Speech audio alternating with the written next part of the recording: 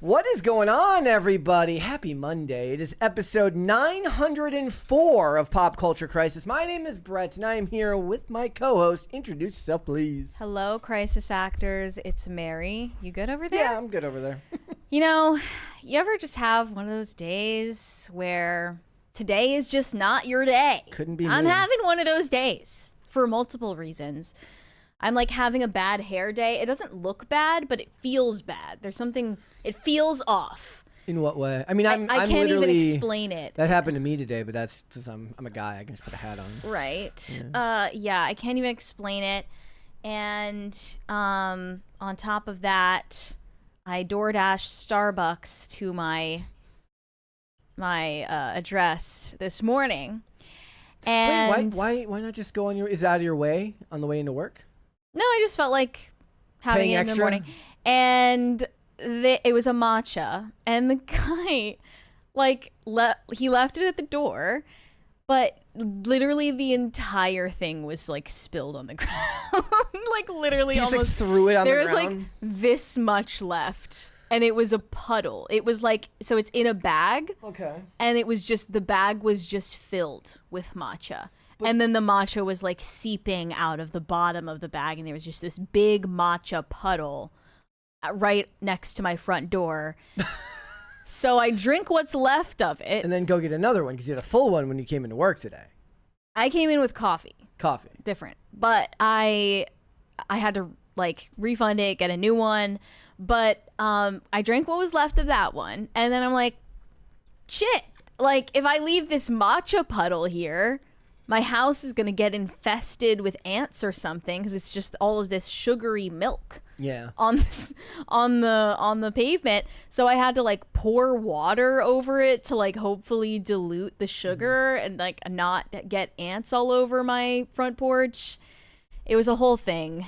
And on top of that, I found out that Slack is woke.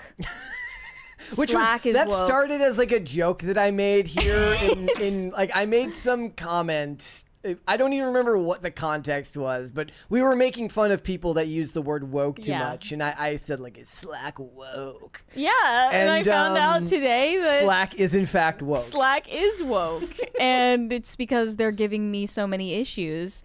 It's like too much to even explain. And your computer's date is wrong. There's and the something time weird is wrong. going on. Like the you were time, probably hacked by Russia. Right. The time on my laptop is just stuck at 12:18 p.m. And she's like, I'm trying to open Slack and Adobe Creative Cloud is opening.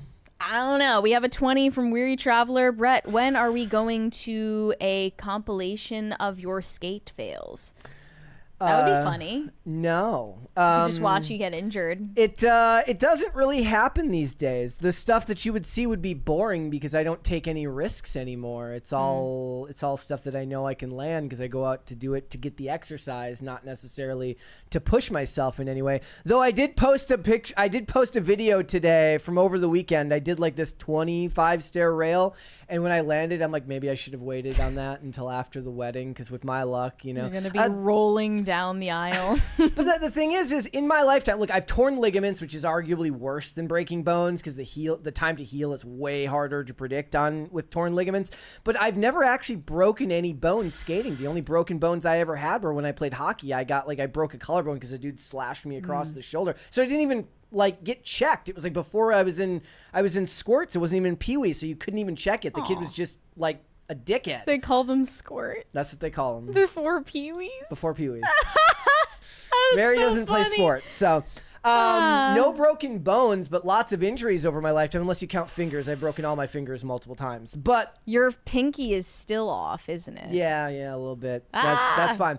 But the point being, there will be no compilations, though. This weekend, I did also see people were like, I like tore a pair of pants, and I was like venting about it on Instagram because I tore pants skating. And I ripped like, my pants. I'm like, in this economy, like you want me to buy new pants? Crazy the point work. being, people are like, you're doing this stuff before your wedding? I'm like, well, yeah, we don't spend 24 hours a day, 7 days a week planning the wedding, and it's coming up. So I have one more thing to share. Yeah, yes. Are you going to share the? I can't believe it slipped my mind, honestly. Yes. So on my birthday, I something really weird happened. Something intersected with what we talk about on the show in my life. I couldn't believe, once you told me this story, I couldn't believe that you hadn't told us this yet. I know. I can't believe it either. It's just, I guess we got in the swing of things and I totally forgot about it. But, you know that we talked about smart glasses, and there are these influencers that use recordings of strangers from their smart glasses to go viral on TikTok, on Instagram Reels, and YouTube. And they are basically roping strangers into viral content unbeknownst to them, and it's super creepy. We did a whole video about it, and this is what I do. I like see things like that we talk about, and I think of worst case scenarios all the time, and I make decisions before things happen to me. I'm thinking, if someone ever comes up to me and records me with smart glasses, I'm going to respond this way. Well, it happened. It happened. And I was just sitting outside of a Starbucks on my birthday after having gotten my free birthday drink, minding my own business, which I so rarely do. And this guy comes up to me and says, hey, this might be weird, but, and immediately, like, this is so douchey, but I thought, oh, this person must be like someone who watches the show, right? But no, he didn't recognize me at all. He said, but I saw you over there and I thought you were cute. What's your name? So, I was like, oh, I see where this is going. I didn't clock the glasses yet, though. Were they super noticeable? Immediately, as soon as he sat down, I was like, "Oh, I see what's going on." Like it's the no, type most of thing people where... wouldn't know though. So where did it? Is it in the center or is it in It's the? on the corner. The one corner or both corners? Both corners, from what I saw. So, but if you're looking for it, you'll clock it. Yes. But if you're not, most people would have no idea. That's terrifying. Exactly. So he would have started recording had I not called him out. But so. I introduced myself and he introduced himself and he sat down where I was sitting and I was like, oh boy, like, can I just like, I was waiting on an Uber, by the way. Like, this was a timed interaction from the start. So, then he says, like, what was in that drink? 'Cause it was mostly gone. And, I said, it was an iced chai. I have a boyfriend and you're wearing smart glasses and recording me, so that's weird. Can I ask, so if he didn't have smart glasses on and he just asked that question, would you have prefaced with the boyfriend thing that quickly? It feels I clocked it almost immediately, so I guess I'll never know. It was a package part of like pushback against the glasses, whereas if he was just being polite, you wouldn't have inserted that in the conversation that quickly. I would have said that at that point in the conversation, but I wasn't gonna immediately be like, fuck off. Like those videos, I don't want to like just shoot someone down for the sake of being rude. It's like the videos you see that the comedy skits that a guy's like, oh, hi, you dropped this. She's like, I've got a boyfriend. Yeah, I don't want to do that like too hastily just to be a bitch. Yeah. So I was willing to be like, hi, my name is Mary. How are you? But yeah, and then he immediately freaked out. As soon as I called him out on it, he was on the back foot. He got super defensive and scared. Like, I could see the fear in his eyes. And I'm sure if he were asked about it now, he would totally deny it. But yeah, because there's no defensible reason to be doing it. No.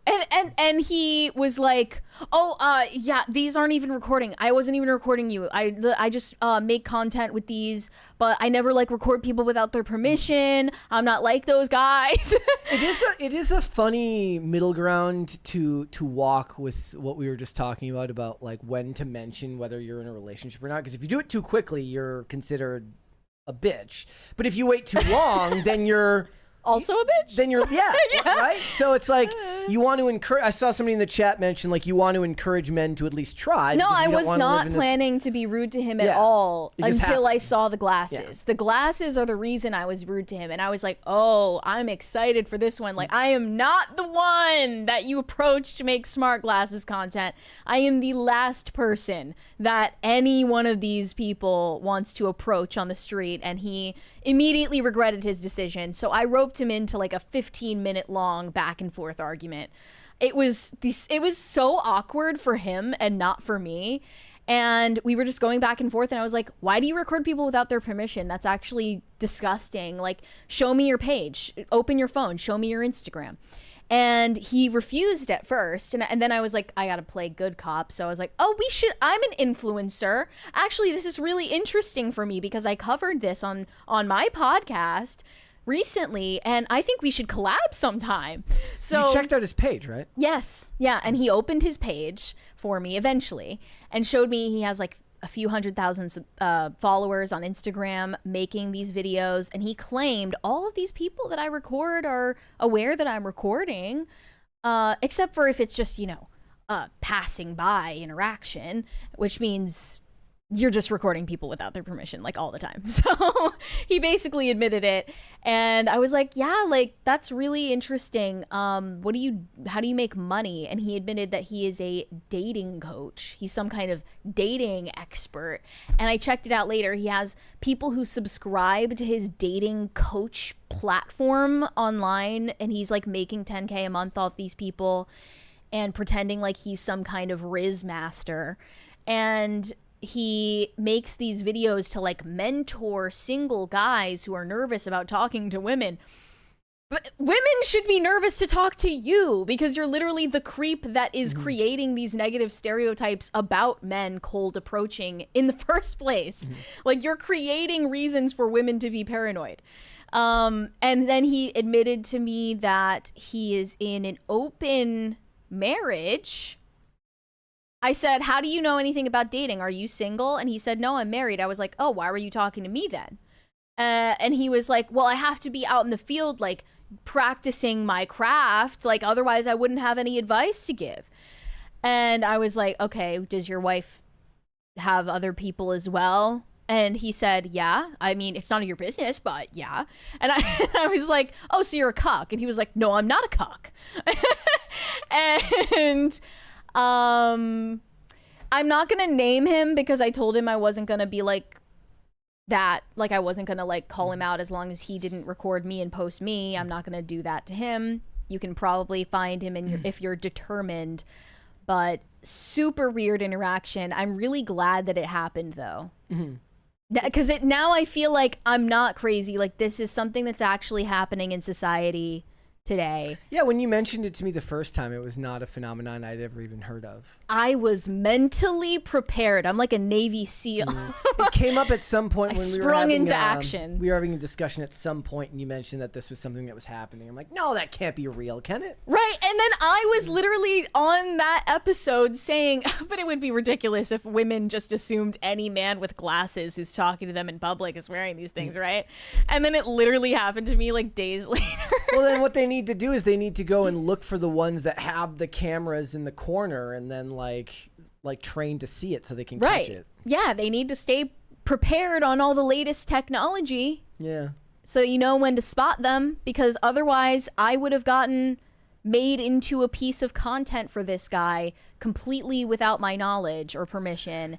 And he is the proof of what we were talking about, which is absolutely terrifying that people like this exist shamelessly. Yeah. And all of his content is like, I used to be nervous to talk to women, but look at me now. I'm a Chad. Like, bro, you're not a Chad. Like, he was like immediately an ick before I even knew that he was wearing the glasses too. Cause he was like, sorry if this is weird, but you're cute. Like, okay, that's not really the greatest opening line I've ever heard in my life. All right. Well, that's I can't believe you didn't tell that story like as soon as you got back. Must have slipped your mind. Stuff like this happens to me. I keep saying this. Like, it doesn't, the trouble isn't like I'm not seeking it out. It comes to me. I don't know why. I'm just one of those people.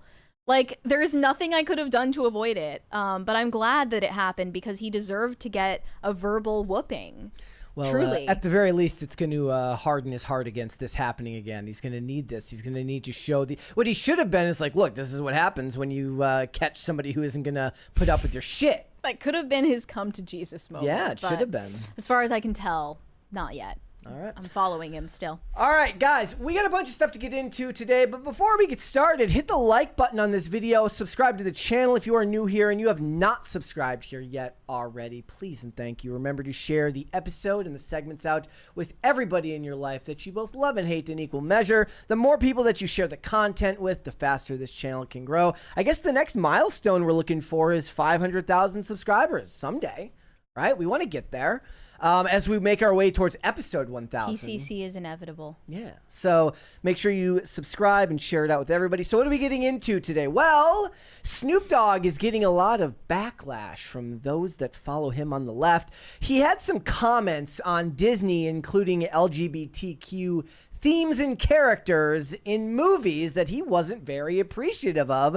So we're going to get into that. We are also going to talk about Blade Runner 2099 and how Hollywood really does hate Gen Z men. It seems to be coming up a lot, given that last week we just talked about how Disney supposedly wants to court and win back Gen Z, not even win back, win over. They never were there. They never had them in the first place. Win over Gen Z men. So we're going to talk about that. Also, Olivia Rodrigo has like women's or girls singing song lyrics about self-hatred. Yeah, because it's like a form of self-expression that also brainwashes little girls into hating themselves at the same time. So you have the perfect loophole. There you go. We got that. We got a bunch of other stuff. You good to go? Yeah, let's go. Let's go for it. So last week we were talking about Serena Williams' revelation that she is using a GLP-1 to lose weight. And it's a huge deal for her to become a brand ambassador for Ozempic, a specific brand actually, which is called Row. Given the fact that she is a highly accomplished athlete who is known for being physically strong and healthy, she is counteracting the narrative that Ozempic is the easy way out for weight loss because she has been an example of willpower for the rest of society, and even willpower wasn't enough for her to lose the weight. She needed the help of Ozempic, and that's why they chose her to be one of their brand ambassadors. Now, Jamila Jamil has spoken out in criticism of this brand sponsorship that Serena Williams has done. And if I remember correctly, we were talking before the show, she has been critical of Ozempic in the past. She's been on this kick for years now. Jamila Jamil has, not to anyone's knowledge, used Ozempic herself, but she really doesn't like that celebrities are using it in such great numbers and now promoting it openly. She seems like she's like naturally skinny, and she's like, sucks to suck, ladies. You should be forced to either be fat or do it on your own. She's kind of mad that people are joining her camp.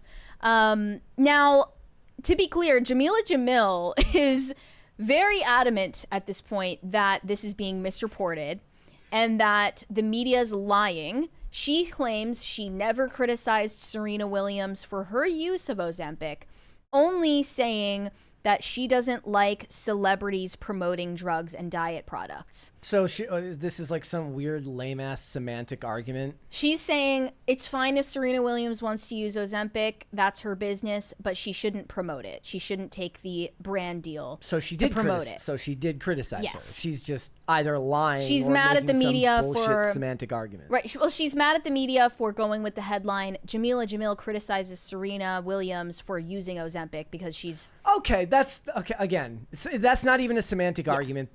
She's actually right. That is correct, but it's technically, but she's being annoying about it, as Jamila Jamil usually is. So she posted this infographic on Instagram, this huge rant. Serena Williams is selling GLP-1s. The thing I feel most uncomfortable about here is that celebrities have access to doctors most others don't have access to. These miracle weight loss drugs come at a price. The side effects can include paralysis of the gastric system, pancreatitis, cancer, hair loss, osteoporosis, severe malnutrition, muscle mass loss, depression, reports of suicide, thyroid issues, blindness, and they can really wreak havoc on your metabolism. If for some reason you have to suddenly come off, many people gain the weight back and then some fast, and it's harder then to lose. Nobody tells you these things in the adverts and media. You need blood tests, scans, nutritionists, a dedicated weights regimen to maintain muscle mass and bone density. You need medical support. If things go wrong, you don't have $1 billion to fix it. That's why I don't like celebrities pushing drugs with such drastic documented side effects. And she's referring to a lot of the side effects that are named in the amounting to $2 billion lawsuits against Ozempic at the moment. She captioned this, "I got this information from the websites of the drugs in the side effects pages. You can go see for yourself. Take the drug or anything you like. Please make sure you have access to healthcare before you make the decision to take any drug that has drastic results. Things can go south very quickly, as is documented in many lawsuits emerging regarding these medicines. They can be amazing for some, but also devastating for others, so make sure you're prepared in case you're one of the unlucky ones. P.S. Many people have asked me to highlight the fact that Serena's husband is an investor in Roe. I didn't know this, but that definitely changes the whole conversation. Another reason we should take every celebrity endorsement with a pinch of salt. This post is about transparency, not judging Serena's body, nor is it judging you or your decision to take a GLP-1. It's a factual, evidence-based plea to make sure you have adequate medical support if you do take these drugs. They're for the long term, and we should always be prepared for anything that can significantly change our bodily functions for better or for worse." Imagine if she made a post like this about hormonal birth control and talked about the risks, the documented risks of hormonal birth control. I don't think that would go over so well. No, Olivia Rodrigo's fans would come for her. No, well, Olivia Rodrigo, to be clear, was giving Plan B, Yes. not birth control. But she then posted a video trying to clarify what the headlines were misrepresenting about her post.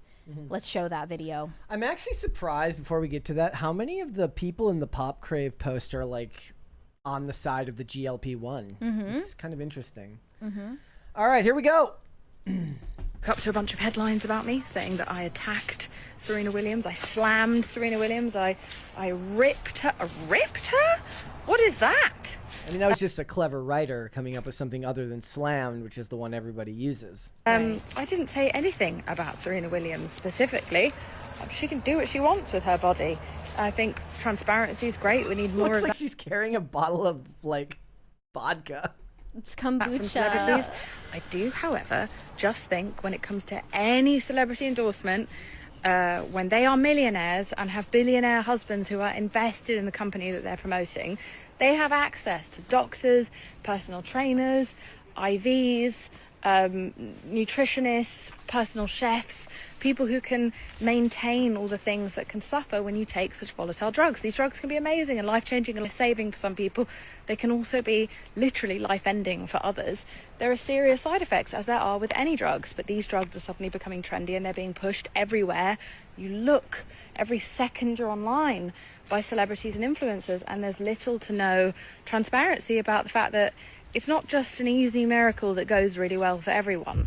One size does not fit all, and I just want a bit of more medical transparency, and I want people to know that you shouldn't be getting this stuff from telehealth places or places, Medi-spas, where you're not going to speak to a doctor who's going to follow up on making sure that this is safe for you and going okay.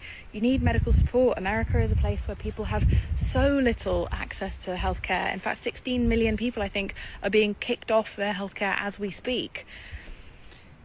So I just want us to be responsible, and I think those of us with power and money and access have to be especially responsible, and we have to declare when we have family members who have shares in the companies that we promote. And that's not a diss against Serena specifically. It's saying that we have a celebrity and influencer issue when it comes to It's just a very, very posh, like, well-worded diss. Right. It's still a diss. She's lying. diet and detox products and many different types of drugs. And we just need to make sure that we're more careful, because these are people's lives and these are people who don't have the same access and privilege and support that we have. Why are you let's annoyed? Look, it's your job, if you're going to go to a doctor and get a prescription medication, to ask as many questions as possible and do your job as the person who's going to inject this shit into your system. It's not the fucking celebrity influencer's job. If you're an idiot who takes advice from a celebrity influencer, you're a moron. Well, that's what Chelsea Handler didn't do in her account of taking Ozempic. Her doctor just gave her the prescription, and she was like, okay. I'm just gonna Didn't know it was Ozempic and injected it in her body thoughtlessly. So most people don't actually ask as many questions as possible. And I guess that's what Jamila Jamil is trying to express here. I guess maybe she is the ad supposed to say, "Hi, I'm Serena Williams. My husband is a financial investor in this company." So to be clear, Serena Williams' husband, Alexis Ohanian, is not a billionaire, but he co-founded Reddit. Imagine dating and then marrying the OG Redditor. I wouldn't want to be her. But he is indeed an investor in Roe and serves on Roe's board of directors. He's probably on the board of tons of companies. If he's that wealthy, if he's a billionaire, he is likely invested up to his eyeballs in tons of brands and companies. I don't understand what that has to do with Serena Williams, choosing to market this product. Well, she wouldn't have marketed the product if her husband wasn't invested in it. That's true. I mean, maybe she just would like. She has a personal interest in it. Obviously, I'm saying, but she's a big enough name herself that any GLP-1 could come to her and be like, "Do you want to?" Yeah, but she wouldn't promote those. She would only promote the one that actually benefits her and her husband because they're invested in it. I mean, that, or it depends on how much the weight loss actually matters to her. If her husband wasn't invested in this one, she'd be invested in another, or she would work for another one. So I don't see how this specific one changes anything for her. She would be theoretically using the product either way because she wanted to lose weight, despite the fact that she didn't need to lose any weight, or at least it didn't seem like she needed to lose any weight. Well, I guess the people that were initially blaming her husband for this decision actually were right for the wrong reasons. Jamila Jamil captioned this video saying, "I wrote a lengthy Substack defending Serena's right to do whatever she wants with her body. Her body has been policed enough over the decades. It's not about her or her choice. It's about how celebrities promote drugs and diet products. All gloss, none of the inconvenient truths." And Jamila Jamil also... Does it, at any point in the ad, does Serena or the little voice of the guy who speaks really fast at the end of the ad saying the side effects are this, does it say the words "consult a doctor"? Probably yes. That is the end of their responsibility. Legally, she's talking morally. Yeah. That's not how the real world works. That's not how advertising works. And if you expected it to be that way, you're a moron. Well, I guess she's just saying in an ideal world, Serena Williams would make the ethical decision of full transparency that her husband is invested in the company. Sounds like a real moneymaker. Yeah. She's been early to this, though. Jamila Jamil is one of the first celebrities that spoke about the widespread use of off-label Ozempic in Hollywood. She blasted the use of Ozempic at the Oscars in 2023. And then just back in December last year, she bashed the use of Ozempic in Hollywood, saying it's a bad example for kids.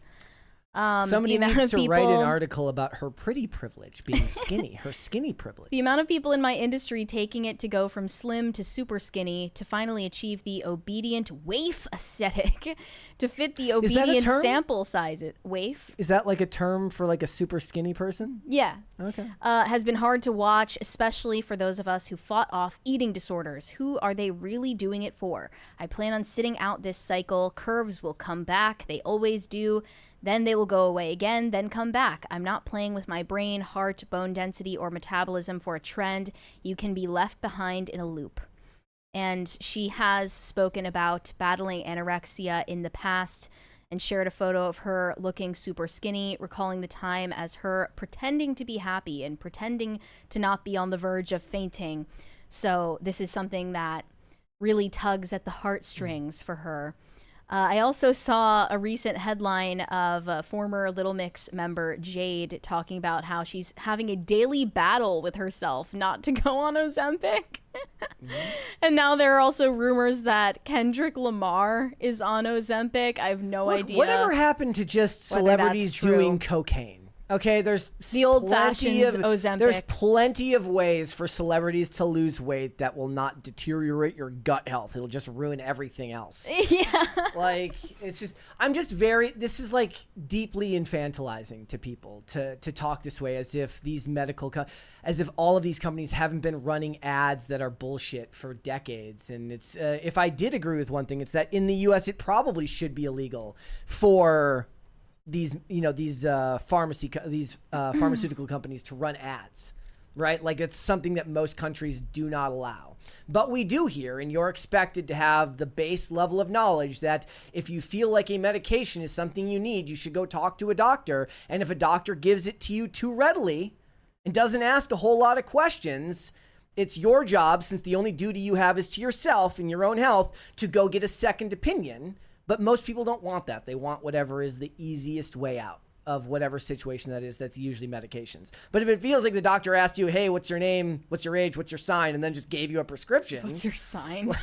Like, that's just, what's your rising? You're not, like, your body is like one of the biggest investments you're going to make in yourself. And if you're just going to throw it away because one doctor gave you a medication too quickly, then you should go get a second opinion. Yeah, I agree with that. But I do think there is something especially sinister about Serena Williams's endorsement, just because she was chosen for her athleticism. She was chosen that because more than her she's husband, known for being a physically impressive individual, and they wanted her endorsement because she's not overweight and never was. Yeah. That is what I think makes the ad more sinister, not just the fact that her husband is invested in Roe. Somebody brought up the opioid epidemic. It's the opioid epidemic all over again. Again, have we not learned anything? As adults who went through that time period, there have been whole documentaries and TV shows now that have been made about, what happened with the overprescription of opiates, back in the day, and how it got really hard to get your hands on them, even if you needed them later, because of all of the lawsuits and all of the things that happened within the medical industrial complex, because of all of the medications that they were giving away when they shouldn't have been. So all that you can really do to safeguard yourself against stuff like this is that they're never going to have your best interest at heart. Profits will always be put first above all else. The best thing you can do is to be very, very fickle when it comes to these medications. Do not just start taking things. Ask your doctor. See a second doctor if you think that the first one gave you a medication too quickly. I understand that with a lot of things, it's very easy to kind of, pass the buck off to the medication, but it's not always the best call for most people. And again, this medication is, all of the weight loss stuff is off-label use anyways. Like, it's prescribed for people with diabetes.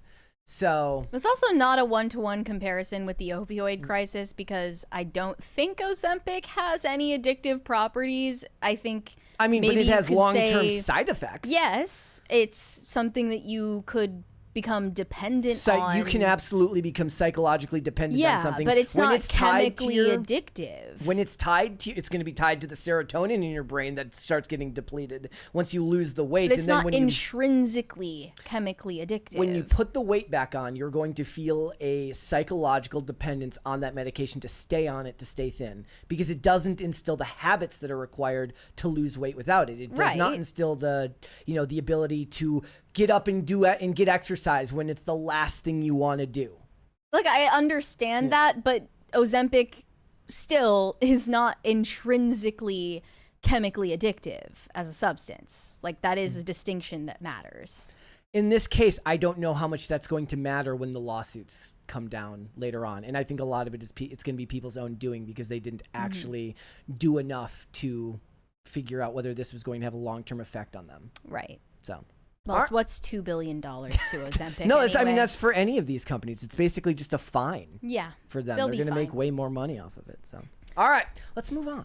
Zohran Mamdani has to worry about his muscle mass because in a recent video, he was seen participating in a bench press competition in the streets of Brooklyn. This was during an organized men's day in Brooklyn. They shut down a block party, and they have all of these nonprofit organizations put together workshops and mentorship programs, and also things like the lifting competition that he participated in after a crowd of people was chiding him into doing so.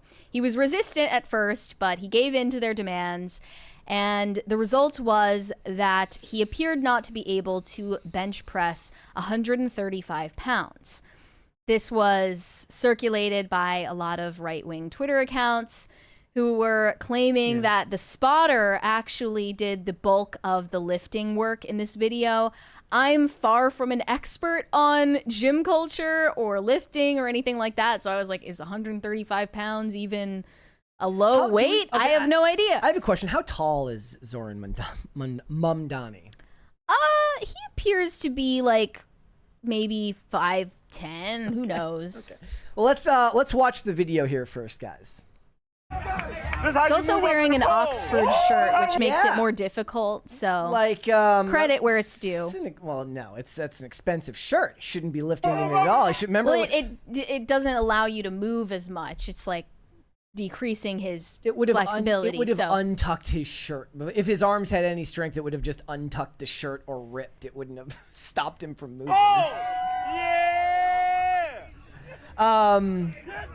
Okay. It's a lot of pressure with everybody pulling their phones out. He's like, I'm gonna have my RFK moment here. Yeah.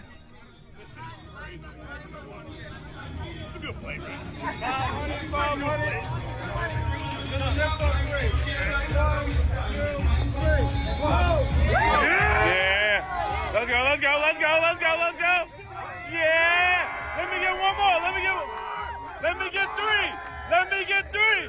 Let me get three. Yeah. The guy was definitely holding the bar the whole time. Well, yeah, he was holding the bar. It's unclear if the spotter was just gently holding it or if he was like actually lifting some of the weight there. Well, if the spotter didn't have a fear that he was gonna crater on his chest, he would have let go and kept his hand underneath. Just hovered under the bar. Yeah, because clearly the spotter is somebody who's sympathetic to Zohran and doesn't want him to have a bad moment on camera. So he wants to avoid any disaster. He's wearing this shirt for the organization called 500 Men Making a Difference. And they are the ones who organize this annual Men's Day in Brooklyn. And it's just one of many faceless nonprofit organizations. I mean, if you really wanted to fake this, you should have just gotten the fake weights that they use in Hollywood and done just the bar. Yeah. So I learned through this controversy that 135 pounds is not a lot of weight for the average man to lift on a bench press. I didn't know that before, but I heard that actually when Jordan Peterson began lifting, he was so skinny and underweight, actually, that he wasn't even able to do the bar. He had to lift the bar, he said. I mean, that's a good place to start, because then you can build from there. Yeah. If you've when you've been through what Jordan Peterson has been through, because he's so skinny. Zohran isn't that skinny. He appears to be in okay shape. He looks like he eats nice. Yeah, but they're actually more so criticizing him having a spotter. Like, some people are saying they were never going to legally allow him to do that without a spotter. Yeah, a lot of people are saying, like, even if he did all the lifting on his own, he shouldn't have a spotter. And it also appeared that he was lifting his left foot off the ground on the second rep, which suggests that the spotter was actually lifting a little bit for him. Yeah. Clay Travis said if you had to be able to bench press your weight to vote, Republicans would beat Democrats like 95% to 5% in all elections. Do we believe that? Probably, yeah. The average gym bro leans right. If we're to believe that the left truly has abandoned the working class, they're not working with their hands as much. They're the laptop class, whereas those who vote Republican are widely going to be working in the trades, working with their hands, lifting things that are heavy on a daily basis. People are also claiming that the 135 pounds is misreported and the weights appear to be 45s or 35s, maybe even 25s. Who knows? I don't know. I feel like a lot of this was a bit of a reach. I mean, because you don't know for sure. I mean, the point is, it's a bad photo op for him at all. Anyways, It doesn't help him at all. This doesn't gain him any more votes because his side of the aisle doesn't value staying in good health. His side of the aisle says he's like, well, why would I need to learn how to lift weights? Theoretically, lifting weights and being in good shape means that I could go hunt for my tribe. Why do that when I can go to my, government-run grocery store? Exactly. Doesn't matter. With the valorization of voices like Hassan Piker on the left, he's like the only one. Perhaps that is something they're trying to change about the public image of the Democratic Party. That's true. I mean, it's also true because they when the protests were going on earlier in the summer, like the No Kings protest and some of the other ones, they started implementing like American flags.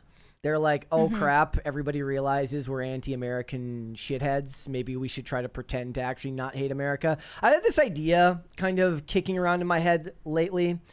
And it's like, I feel like pride in one's location has been sectored off to where, for the most part, the idea of state pride is a liberal idea, and the idea of pride in country is a Republican idea. Yeah. Not to say that people in red states don't love I'm sure there's at least one person in Texas who's gonna say something like, I love my state here. But when I see flags for Maryland, I don't think of that as a Republican person. It just, in my mind, and again, that's my own headcanon, that people who love their state, because it's like the love of state is the love of your local governance and whatever it is that your state implements, because it's more likely to affect you on a daily basis, as opposed to love of country, which federal laws don't always make their way to you, but you love the country as an idea, something to aspire to. And fitness, as it lies now, is definitely something that is only really represented as something good on the right, at least when it comes to the political sphere. It doesn't mean that there aren't plenty of... Look, Chris Evans looked plenty jacked for Captain America. He would never vote Republican a day in his life. It doesn't matter. That's not the point. Right. It's like saying that Republican women are on average more attractive than Democrat women. They'll just trot out examples of Hollywood actresses. Yeah, exactly. But that's not representative of the whole. Honestly, if Zohran just didn't take up the bet in the first place, it wouldn't have gotten this much publicity. He also can't walk away. It's literally he's in a no-win situation. He's like, yeah, no, I'm good. Yeah, he couldn't have really won either way, but this was a bad look for him. And Eric Adams has capitalized on the moment by posting a side-by-side comparison. He is 64 years old, by the way, comparing his physical feat to a 33-year-old. A lifetime of hard work versus a silver spoon. The results speak for themselves. The weight of the job is too heavy for Mum Scrawny. Oh, it's the only thing he can lift is your taxes. It's the same guy. Notice the position of his hands on They were Eric at Adams the same event. Mm-hmm. But notice that he's got his hands underneath. Right. And he's not, right. And he's very clearly not the one he is not curling that himself. Right, yeah. So, you can see the tricep of the spotter is flexed, okay? Yeah. Let's go. In the right video. Mum Scrawny. It's so funny how Democrats have jumped on the Trump nickname bandwagon. Yeah, they don't realize it's not going to work for them. Mum Scrawny? I mean, it's okay. Could be better. Needs some work, but it's not bad. He didn't really go deep on the press on that one. He didn't make it to the chest, but that's okay. We're not here to critique Eric Adams. And obviously, Republicans don't like Eric Adams either. And again, they're all trying to have their RFK moment. Right? Yeah. They can't be. Of course, none of them are willing to take their shirt off. RFK was willing to take his shirt off when he was doing that. It's different. It doesn't exactly signal strength to anyone, but here's the thing. Their platform isn't about strength. They actually want you to be weaker anyways, and it benefits them. It would benefit him more if he just gave up and said, crap, I'm going to go to the doctor and get free health care. Right. If he let the bar crater in on his chest and then have to go to the doctor where he can then get free health care from the state. His cause is about championing the downtrodden and the inferior and lifting them up through government force. So. I mean, I want to know, what are these guys' mile times at this age? How fast can they run the mile? What's their 40-yard dash? That's the real stuff we need to know in discussing political Is this why races. Trump was I think he might have signed some executive order to bring back the fitness tests in public schools. Or no, he signed maybe he did that for schools, but he signed the one that was for the presidential fitness test. Yeah. Yeah. Yeah.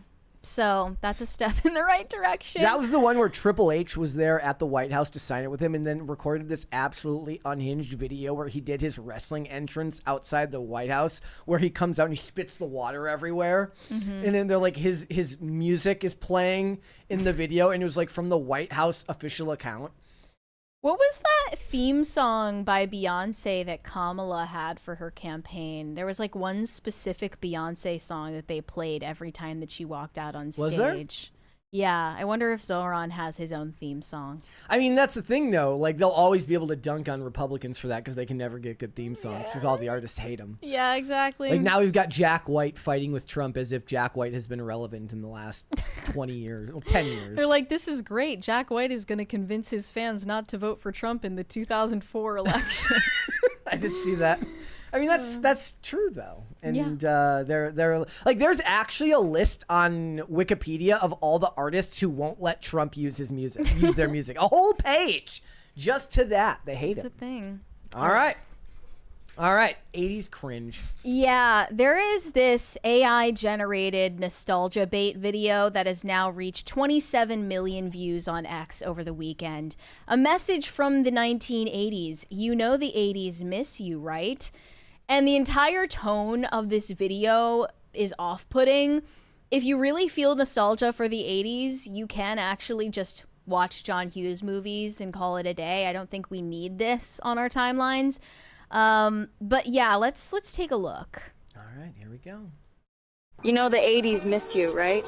Let me guess. No one even talks face to face anymore. Here? Song's gonna get us copyrighted. We're out until the streetlights come on. You should stay. The world feels real here. We've got mixtapes, Friday night diners, cruising down Burnside in your friend's Camaro. What's 2025 got? Yo, what are you even doing in 2025? Out there, it looks like everyone's glued to their phones, chasing nothing. No He just block looks like a parties, regular no Zoomer. Friday night hangout. Do you even remember He just didn't have the haircut. Yeah. Other than that, he's just like every other. Like, if this was real, they would all look 40. what it's like to really be here? Out here, time doesn't race. It breathes. And if you've forgotten that, then maybe that's why the 80s are... See, the thing is, in the 80s, they didn't write flowery prose about what it was like to live in their time period. No. That's why the world is different now. By the way, I'm interjecting because the song is going to get us copyrighted if we don't pause intermittently. calling you back. Yo, you coming or what? You don't get it. The 80s wasn't just about neon lights or mixtapes. It was The about... women look accurate. Like, the men, I guess he's pretty close to what I imagine. If you look at, like, you know, videos that were actually taken in the 1980s of high schoolers, they didn't look like this. being here, actually being with people. No screens in your face, no noise from the future. Just the moment. The 80s Just miss people you. living in the We all moment, do. not a phone in sight. Maybe it's time you came back. You know the 80s... Okay, so the first reactions to this were basically saying it feels like the computer is trying to get me to myself. Why is it that, like, whenever you see these AI videos, there's always fog? There's always fog everywhere. It helps Like, mask it's- the mistakes that it it's- makes. It's really true. Like, there was, like, one specific I didn't see any shot- fingers. No finger mistakes anywhere in here. This one, I'm like, it's always fog and perma dusk. I don't know. People who were growing up in the 80s, can you please fact check this for us? Was it foggy all the time? I mean, I was not old enough to remember. I'd have been 4 by the time Right. the 80s came to an end. So. Right. So you don't have living No. memory of this. But this was for all the Gen Xers out there who are doom scrolling on X and wanted to use this to dunk on the younger It's just a generations. crap ton of layers he has on. But this is how Zoomers dress now. Yeah. He would just need to shave the sides off of his haircut and then it would be completely 2025 Zoomer. Like, this is just their look. Another response said, I don't love sharing AI, but I'm baffled by what the message is supposed to be here. Come back, we miss you is so sinister. Are people supposed to themselves and hope the other side is white 80s? So they read some sort of they made racial dimension into it because the AI generated characters are all white. And it is true that the demographic makeup of the country was a far greater majority white in the 1980s. That is a fact. I'm assuming this is a mall, but since the focus is so there's so much blur in the background, I can't tell. Malls used to be, social hubs for teenagers, and that isn't a thing anymore. Malls are dying out. They don't really have places they hang out in person face to face because they don't need to anymore. When I was on IRL last week, the lady, she was really nice, and she's got 3 kids. She said they're all Zoomers and they actually like going to the mall. It's becoming a hub again, and whenever me and Olivia go to the mall, it seems like it's mostly people that are probably Gen Z. It feels like it skips generations. I don't see any Gen Xers there, but it's so teenagers who actually have their driver's license. Yeah. Because the thing is, when you see Zoomers out in public, especially at a mall or wherever you are looking at the statistical minority. You are, because it's a selection bias. It's a selection bias. When you see Gen Z out in public socializing, you're not looking at the representative of Gen Z. You're looking at the portion of Gen Z that actually interacts with each other. It's like the video of the mime stopping the dads for being bad people for not helping their wives carry the bags. It's what you're not seeing is the 55 other examples of the guys carrying the bags for the family. Is there a sequel? This is the 90s. Oh, great. Let's see. Never really left you? Do you think maybe the 90s never really left you? Deep She's down, not wearing the this is 90s still your makeup. world.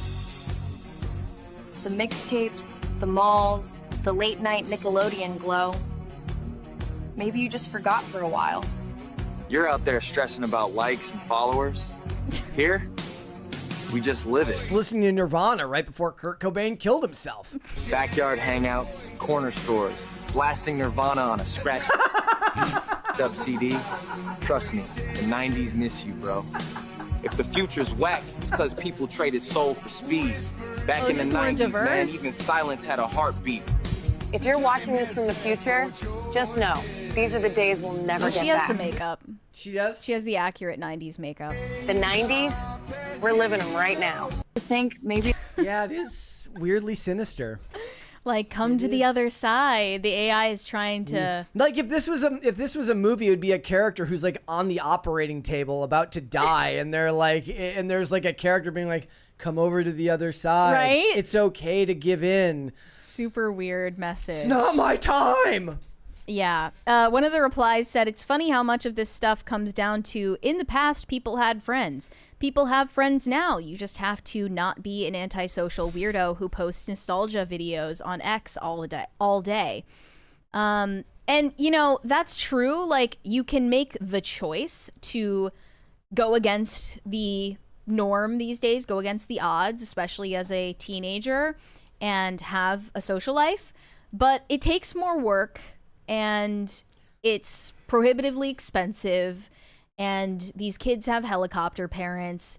They are on a delay, and that's just the truth of the matter. So people are more nostalgic for a time when it was just the default that this was how we interacted with each other, not that you had to go out of your way and put in all of this extra effort to convince other people to leave the house with you. And when the 2025 version of this comes out, it's going to be remember when you were online talking to real people and not clankers? Right, yeah. Then it'll be about dreaming of a time when you were communicating digitally with other humans. I'm nostalgic for that already. I'm nostalgic for the Wild West era of the internet. Yep. All right. We have a 20 from Grofty. Early 1960s, Los Angeles smog problems prompted early efforts with California enacting air pollution control laws. That's the foggy situations? Okay. Okay. All right. Maybe the AI was accurate then. But yeah, I don't know how I feel about AI telling us to cross over to another dimension. It's already worrying enough that people are spiraling into AI-driven psychosis, and this isn't helping. It would have been one thing if it was hey, this is the 80s. This is what it was like for us then. But this is like come back to us. And it's making comments that are putting you down for living in the time in which you live, which you have no control over. You should work harder to just make 2025 more survivable for you instead of being nostalgic impotently for a time that's never going to be recaptured. And times like the 80s or the 90s or the 2000s, they only could have been what they were because they were times of massive change that was happening incredibly quickly. You can't pause it. There's no existence of the 80s, 90s, or 2000s that could have just stayed the way it was. There's like whole versions of these videos. It's like when people talk about, people imagine that like life before the internet, like the world was perfect and nothing bad ever happened. It's like they forget that there was a time when your parents didn't know whether they were going to die from a nuclear explosion and they were told to go sit under a freaking desk. As if that was going to do anything. The Cold War, communists, the spell. Like, there's all sorts of stuff. Yeah. Like, somebody needs to make a movie about, like, just go through every other time in history, but put phones in there. Like, go through all of what happened during nuclear, when we were going against Russia, and just, except you're getting updates on your phone about every committee meeting and every, fight between the presidents and everything. And then suddenly the Berlin Wall comes down and you get a text on your phone about the fall of You get a news alert about it. It's not that people think bad things didn't happen in the 80s, right? But we are constantly inundated with bad news at all times, and you can't even escape it by just putting your own phone away because everyone else around you is on their own steady social media diet, and it is going to affect your interactions with the rest of society. That part is out of your control. All right, what would you like to see, cringe or cute of the day? Let's see cringe first. Okay, cringe first. How is today's like really bad? It's bad. I wouldn't say it's like especially bad. Okay. I do always appreciate when it's an X link. Here we go. I'm a scout. I use they, them pronouns, and I'm an interdisciplinary major at UBC. I'm in my last semester. My primary thematic focus is decolonizing academia and public knowledge systems, and my secondary thematic focus is biocultural and linguistic futurity. For those who don't know what was that? Futurity? That means, can you give us a quick rundown? Yeah, basically what I focus on is the promises that the institution has made and also the emergence of indigenous ways of knowing and being across the disciplines. And I feature in a lot of stuff like language revitalization, or the emergent vitality of languages, rather. And just kind of a bunch of stuff. I've taken courses in over 20 departments, so. That's so impressive. Yeah. Awesome. Thanks, Scout. The reason why we're going through the problems we are now is because, we started taking these types of people seriously rather than just laughing at them and moving on. Scout said that with them's whole chest. Yeah. Thinking that it sounded really impressive. Okay, well, let's do cute of the day. Something's got to fix this. Oh, that was from Friday. That's what do we got? Secondary. Here we go. This is from Callie. This is Callie, our princess. Wait, so your account name is Callie and the kitty's name is Callie? Is it the cat's? Is it the cat's Instagram or the cat's X account? If so, that's awesome. Very cute. It's a very cute cat. Pretty coloring. Yep. Mm-hmm. Got the jackpot there with the one eye, the other eye, and then in the middle. Tate was telling me a story over the weekend that he ran into somebody who recognized him and that they wanted to know how they could have their pet featured on Cute of the Day, or that they wanted on Cute of the Day. I hope he told them, but if that person is watching right now, what you should do is if you have an X account, you should make a post. Don't send me a message, but make a post of the pet, because you want other people to see it too, and use the hashtag PCC pets in there, and then we will get it featured on here. We want everybody to be able to brag about their pets. Our Cute of the Day segment is world renowned. Well, everybody likes bragging about their pets. I love that. All right, let's move on. Snoop Dogg recently gave an interview on a podcast called It's Giving, and there is one particular moment that has gone circulating around X. He's talking about how Disney is inserting themes of LGBT relationships in movies for kids. And this is a conversation that has been going on long before Snoop Dogg participated for at least 5 years. It's kind of funny that he's just jumping on it now in 2025, actually. This is a very 2022 conversation to have. And he was specifically talking about the movie Lightyear from Pixar, which was not about Buzz Lightyear the toy, but about Buzz Lightyear the guy that the toy is based on. Everyone knows that it was a flop. It's actually a 2018 conversation that could have been had in 2022, but is now somehow still being had in 2025. Yes, we've dragged it on further. The Lightyear movie flopped for multiple reasons. A lot of right-wing, anti-woke voices blamed the failure of the movie on a briefly shown lesbian kiss in the movie.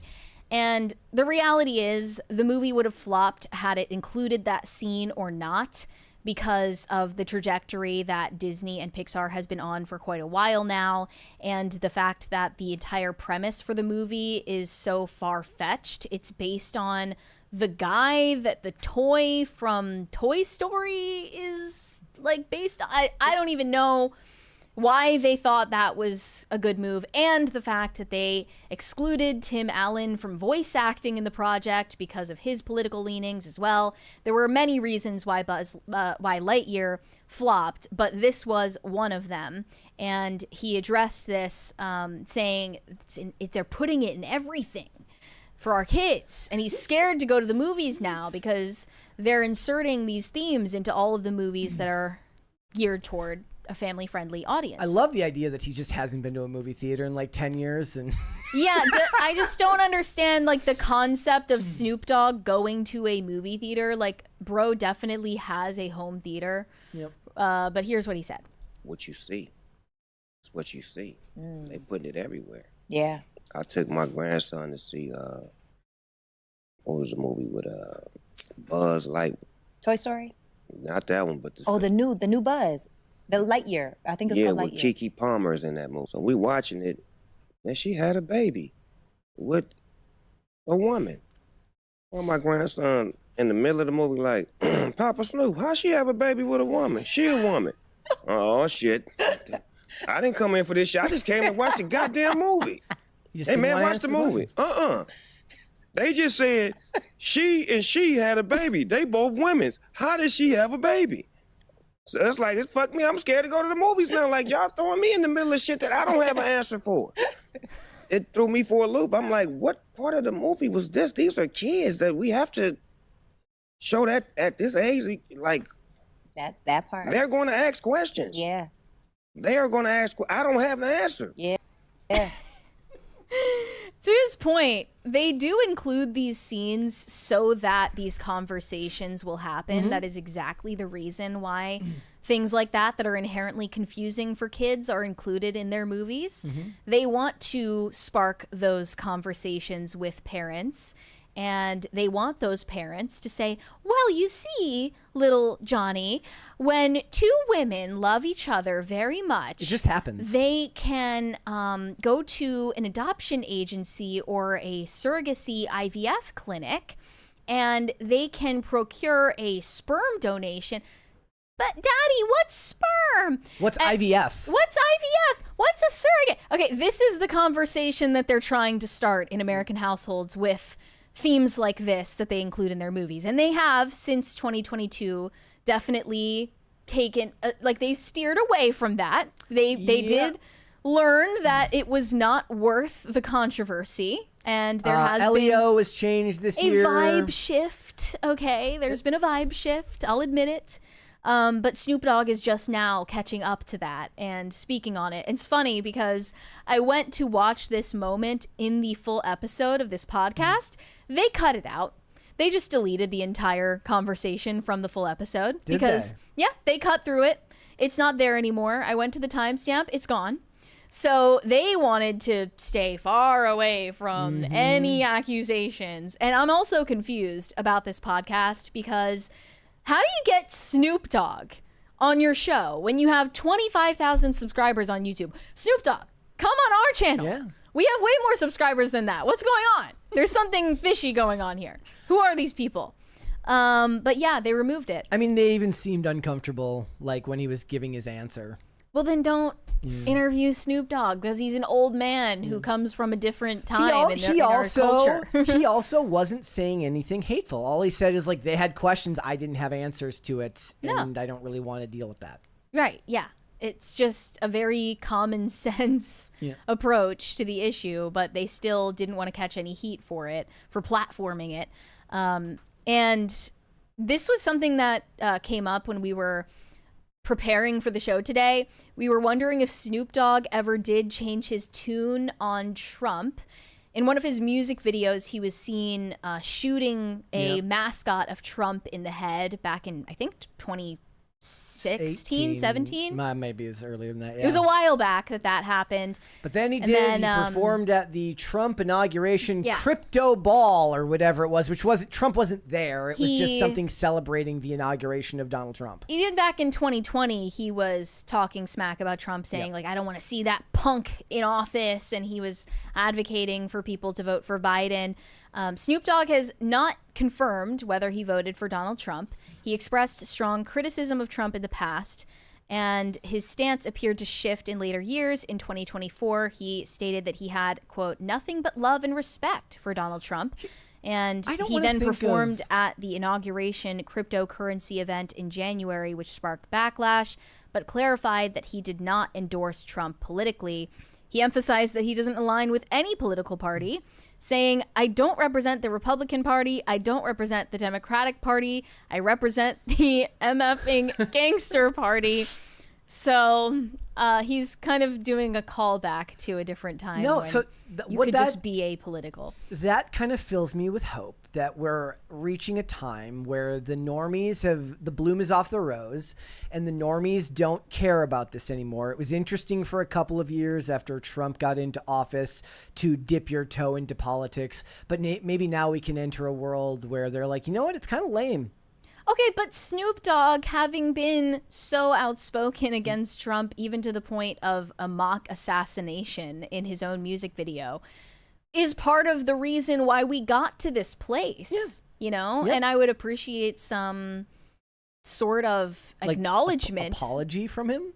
I'm not saying that he has to apologize. Like, he's obviously not going to. I'm just saying you can't be mad that the culture has gotten to this place and you're expected to have these conversations with your grandkids when, you know, you were part of that push toward basically the like neoliberal tyranny. It's funny too because I think he's been married for like 25 years. Like he's actually like got like a really strong home life and he's been married for a long time. He's probably a better example of being a dad than most, or maybe just being a grandpa. Says he's been married since 1997 to Shantae Broadus, his high school sweetheart. They met as teenagers in high school, and they attended school dances and prom together. That's I suppose sweet. Making an album about this would kind of ruin the street cred, but I love it. He emphasized in an interview in 2023 that, quote, we were both young and willing to sacrifice for each other.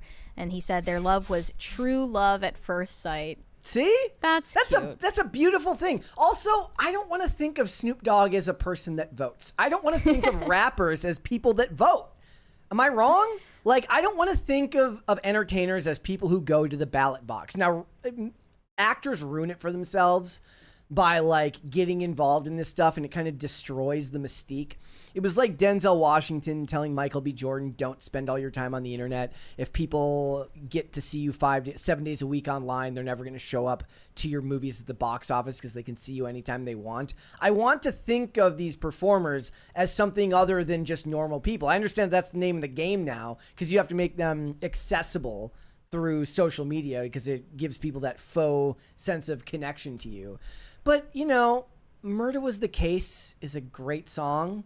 And frankly, I don't take advice on voting from somebody who has a song called Murder Was the Case. I love the song.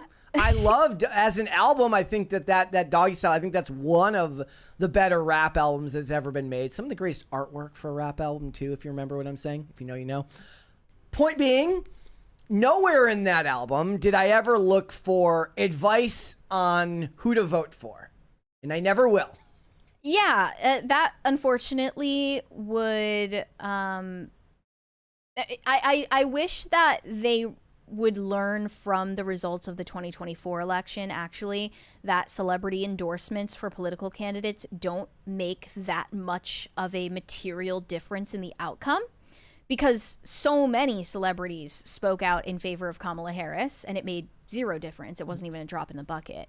All of the fans of Taylor Swift, for instance, that saw her Instagram post about voting for Kamala were already voting for Kamala or not voting in the first place. So she didn't actually make a drop in the bucket. Somebody asked, like, Hulk Hogan endorsed Trump. Did you complain then? It was cringe then, too. I think the right can posture all they want about not needing or not wanting the approval of celebrities and entertainers. But they do. But they do. And every time that an entertainer, including if Snoop Dogg did, endorse Trump, they jump on it. They love it. And Trump, especially having come from that sphere, having come from entertainment, having been a celebrity, wants that approval more than anyone. And we talk about it all the time. Like, anytime an actor or a musician says something halfway not to stupid, everyone's like, oh, I always liked the cut of his jib. I like that. I always liked him.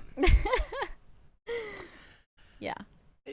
No. I'm not buying it. Doesn't matter. It doesn't matter. There's plenty of actors that say stupid stuff all the time, and it's cringy, but doesn't mean that their work isn't good. And you shouldn't pine for their approval because people are more than just their political opinions. When I say this about rappers, I'm saying it half in jest. I'm saying that they portray an image.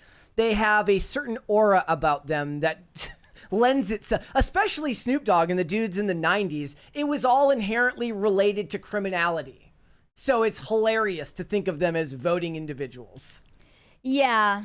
Yeah. Well, Snoop Dogg has been sanitizing his image for quite a while now with his, you know, faux friendship with Martha Stewart and everything. The same guy points out, remember when Boys to Men met with Speaker Mike Johnson? I think I posted about that. I'm like, what? I never saw anything about that. Does Mike Johnson just really love the song One Sweet Day with them and Mariah Carey or something? Like, what is this We need to go shit? look at his Spotify leaks. Yes! I think he might have actually been on He might Spotify have been one leaks. of the, like, Boys to Men wasn't on his. It better have been. No, it wasn't on his playlist. It better have been. We've said it all the time. Don't pine for the approval of celebrities. It doesn't matter. No, didn't make a difference in November. Nope. I don't think it's going to make a difference going forward. It's never going to move the needle as much as going on. Like for Kamala Harris, going on podcasts would have moved the needle for her way more than all of the celebrity endorsements in the world. But she refused to do it. She didn't want to get grilled by Joe Rogan. or the Nelk boys. No. All right. Let's do some super chats. Shane H. Wilder said, "Happy Monday, Brett and Mary. Everyone pissed at Mary for her dog take. I'm like, well, cats are superior. I'm pissed Mary made me a matcha addict. I now have to have it after Sunday Vespers. Thanks a lot. You're better off for it. Matcha is healthy. How much is green. How much that is means a matcha? It's healthy. How much is a matcha? Oh, I guess it depends where you are. If you're like in a city, you're going to be paying like $8 for like a medium matcha. Life is so expensive. Yeah. There's also a matcha shortage. It's very serious. Props to whoever mentioned Motown Philly from Boyz II Men. That song does go hard.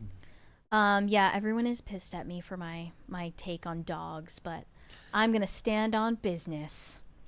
She's like, look, I like Snoop Dogg. Just not the... I don't feel any type of way about Snoop Dogg, to be honest. Grofty said, buck, buck, buck. Thank you. It's been a while since we saw you in the chat.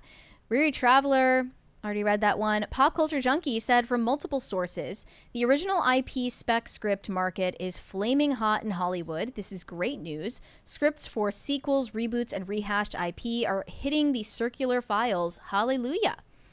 Interesting. I mean, I'm still hesitant to believe that people are going to show up the way they always say they will for new IP.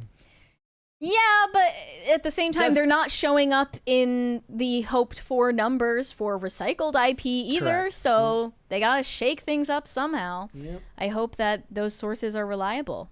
Do one more. Greg Duvier said, "You want ants? That is how you get ants." I don't want ants. That's why she cleaned it up. I hope that I don't get ants. All right, let's hold off on the rest. Let's come back. Okay. So just last week, we were talking about a new report from Variety that Disney is desperate for original movie ideas that appeal to Gen Z men. Men, they say, between the ages of 13 and 28. And they're looking at tons of different scripts. They're done recycling IP. The problem is, I don't think they've quite learned their lesson yet. I don't think that Hollywood collectively has actually taken a turn for course correction here, because they continue siphoning the IP that is well loved by men in general, but specifically young men, and ruining it seemingly on purpose out of spite for that demographic. You could even read a slight barb in the Variety report against the very Gen Z men that Hollywood is trying to appeal to, where they call them gaming obsessed. Like they're some kind of freakazoids. You can for smell playing them video from games. here. Yeah, it was definitely a pointed remark, and you can feel that animosity emanating from every decision that Hollywood studios make these days. It's not really changing in any noticeable way. And the latest example of that is the spin-off TV series that is going to go on Amazon called Blade Runner 2099, not 2049, 2099. And it's not going to feature Ryan Gosling, so don't get your hopes up. They announced that it will be starring Michelle Yeoh and Hunter Schafer.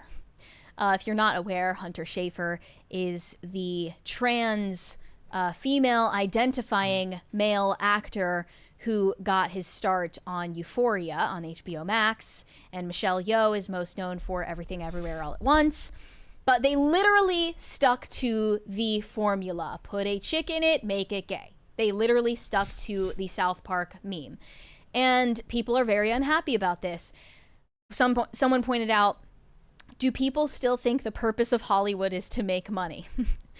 And that's a really profound point if you think about it, because they're not all that concerned with making money off of subscriptions or movie tickets anymore. The point is to take something that is cherished by a specific demographic that they despise and destroy it for their own sense of satisfaction. That's what they're doing here. Blade Runner 2049 was a massive success amongst a cult following of Gen Z men when it came out in 2017, or was it 2018? I forget now. I think it was 2017 though. At the time, I watched it in theaters because it was getting so much attention online, and I didn't get the appeal at all, but I figured, okay, I guess that young men like it, and it's not for me. Like, that's the line that they trot out so often, right? It's not for you. Well, it wasn't for me. And young men loved it. They loved that take on the franchise. And it was recycled IP in the first place, but a lot of people felt it was an improvement. Another response said they released these dog shit sequels as revenge for the fact that you enjoyed the last movie the wrong way. And there was a significant discourse at the time that Blade Runner 2049 became Incel Kino. That incels valorized the protagonist of this movie, and they're wrong to do that. We have to, in some way, punish them for liking this movie in a way that we didn't specifically approve. And the same exact thing happened with Joker. The pattern just keeps recycling over and over the same thing. The Boys had a similar, not specific to Gen Z, but The Boys got an audience that they weren't a fan of. They didn't like the fact that they liked this character that's supposed to be the bad guy. Now we'd have to get into the whole discussion about media literacy and whether you're liking the entertainment you like in the approved manner in which the douchebags in Hollywood tell you to like it. Which is a whole other discussion. I wouldn't say the audience for the Boys series was primarily Gen Z. No. I'm just saying it's the media were... literacy discussion about Yeah. You're not liking this for the right reasons, therefore we're going to make it worse. There were similar sentiments, like you like this series for the wrong reasons, and therefore we have to prove you wrong. Let's take this super chat now because it's relevant to the topic. This one's from FNZ01 says, if representation doesn't matter, why do Gen Z men need media that speaks to them? I actually don't agree with the idea that representation doesn't matter. It does. I think it does. Just some people should be represented more than others. And if your representation is in the realm of gender ideology that you've embraced, or some obscure disorder, if you want to feel represented in something that very few people objectively relate to, like some obscure handicap or like vitiligo or something, yeah, like you legitimately should receive less representation, because basically when art is commerce, they have to represent a group that is actually going to come out and support it. So when there's a movie that resonates with young men, that's a large enough demographic where it actually makes sense to make something that appeals to them and represents them. Also, the idea that representation doesn't matter is more in the line of this is already a property that existed with a specific person that was the star, whether it's the original or the sequel. Both had men there. But if we were talking about a brand new science fiction property, it should not prevent you from liking something just because it has a female protagonist. That's not the issue. The issue here is that it's taking something that was already once one thing and turning it into something other than that for, at least as the interpretation is here, nefarious reasons. And by the way, these men... I liked Agatha. I have zero representation in that show. Yeah. It doesn't matter. But these men didn't watch Blade Runner 2049 and feel represented because Ryan Gosling is a white man. That's not what happened. It was actually the substance of the story that they told in that movie that made them feel represented. So that is an entirely other conversation. I get the super chat, but it feels like they're different discussions. Yeah, when people on the left say representation matters, they are not talking about stories that represent and resonate with people. They're just talking about surface level markers like your skin color. So a similar thing happened with Joker in 2019. It was a massive success. Young men loved this movie, but they loved it for the wrong reasons. Yeah. So Hollywood had to essentially issue a mea culpa for the success of the 2019 Joker with the sequel, A Folie à Deux. They literally put a chick in it and made it gay. I mean, that was more, they felt that Todd Phillips, felt that way. He never said anything to suggest but that. David Zaslav wasn't saying put a chick in it and make it gay. David Zaslav just wants to make as much money as possible. But that is objectively what happened. They did put a chick in it in the form of Lady Gaga, and they did make it gay by, first of all, showing Arthur Fleck in a gay kiss scene, and also heavily implying, if not outright showing, that he got gang R-worded in prison. So they also stuck to the South Park formula for that one, just to say, take that, you incels, we ruined another thing that you like. And I can only predict that the same exact thing is going to happen with the American Psycho remake that is currently in development. I think they announced it in February of last year. I believe they announced that Austin Butler was on the project to star as Patrick Bateman. I don't think that they have the creative chops to remake it in a true-to-form fashion or make any improvements on it. People have pointed out recently, just in the last couple of days, that they're dreading this movie coming out. One said, an American Psycho remake has nowhere to go but down because no actor can recreate the things Christian Bale pulls off in this film. His performance cannot be replicated by any actor in the industry right now. Remaking this film is a fool's errand. Another person pointed out American Psycho does not need to be remade. And this was just getting a lot of traction because of Blade Runner 2049, or rather 2099, and how they're essentially giving a huge middle finger to the male audience that likes these properties. Here's another reason why people aren't going to show up. No Denis Villeneuve, no Hans Zimmer, no Roger Deakins.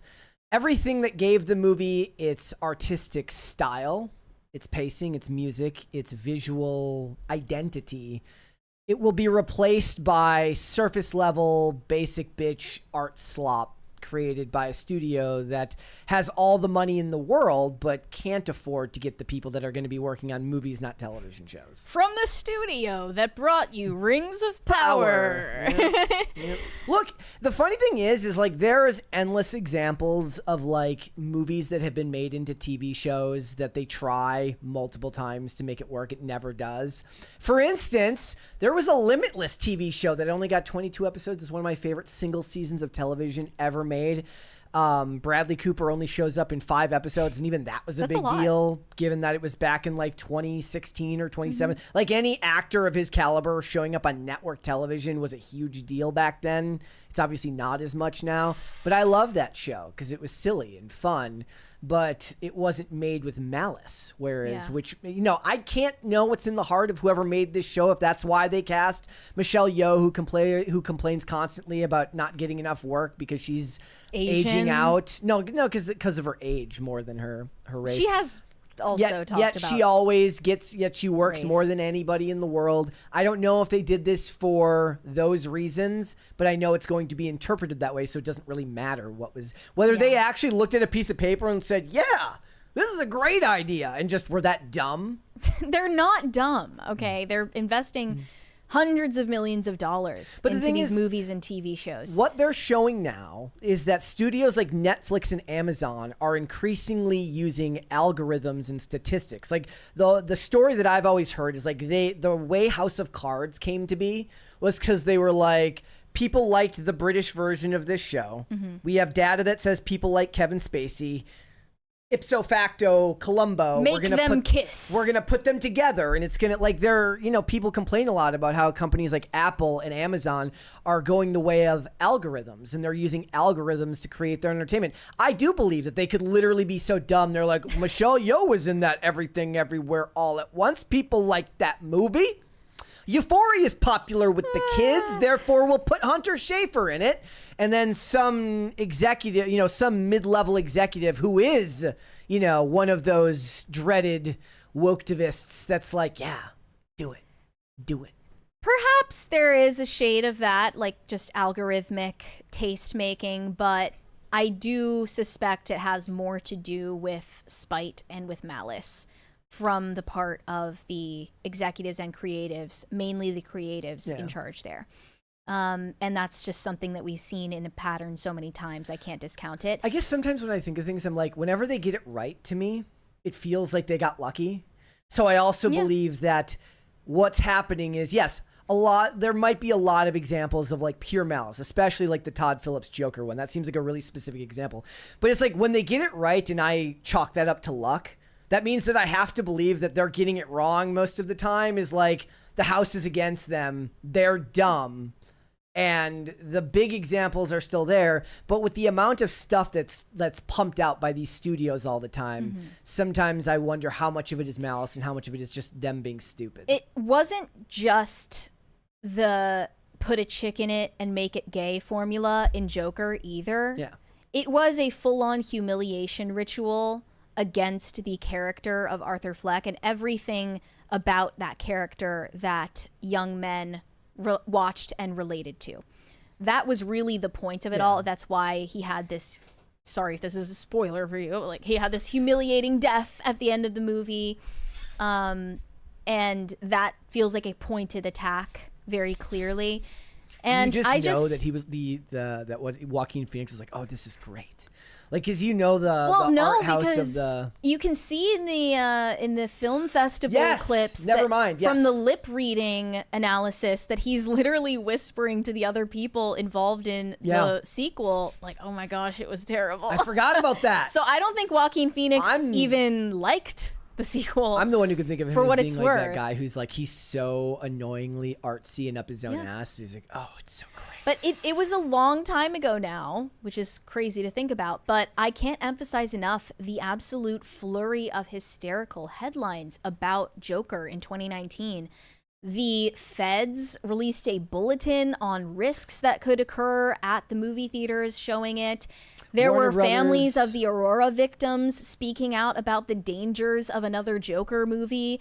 There were countless think pieces about whether it was sympathetic to incel culture. Warner Brothers shut out the media from the last screenings because they were sick of the actors getting questions about it. Exactly. They're like, bro, we just made Taxi Driver. Can you like leave us alone? So they eventually, in 2024, had to put up this sequel as some sort of mea culpa for putting the first one out and the unintentional appeal that it had to Gen Z men. So, you know, maybe Disney is correcting course, but for the rest of Hollywood, they're still showing a very pointed animosity toward Gen Z men. Yeah. Yeah. This is what we're in for. Cracker barrelification of everything you love. Are you going to at least try and watch an episode of it to see what comes of it? Well, I'm not a fan of the movie anyways, so I'm not going to be the best person to critique it either. So, but I can see what they're doing objectively.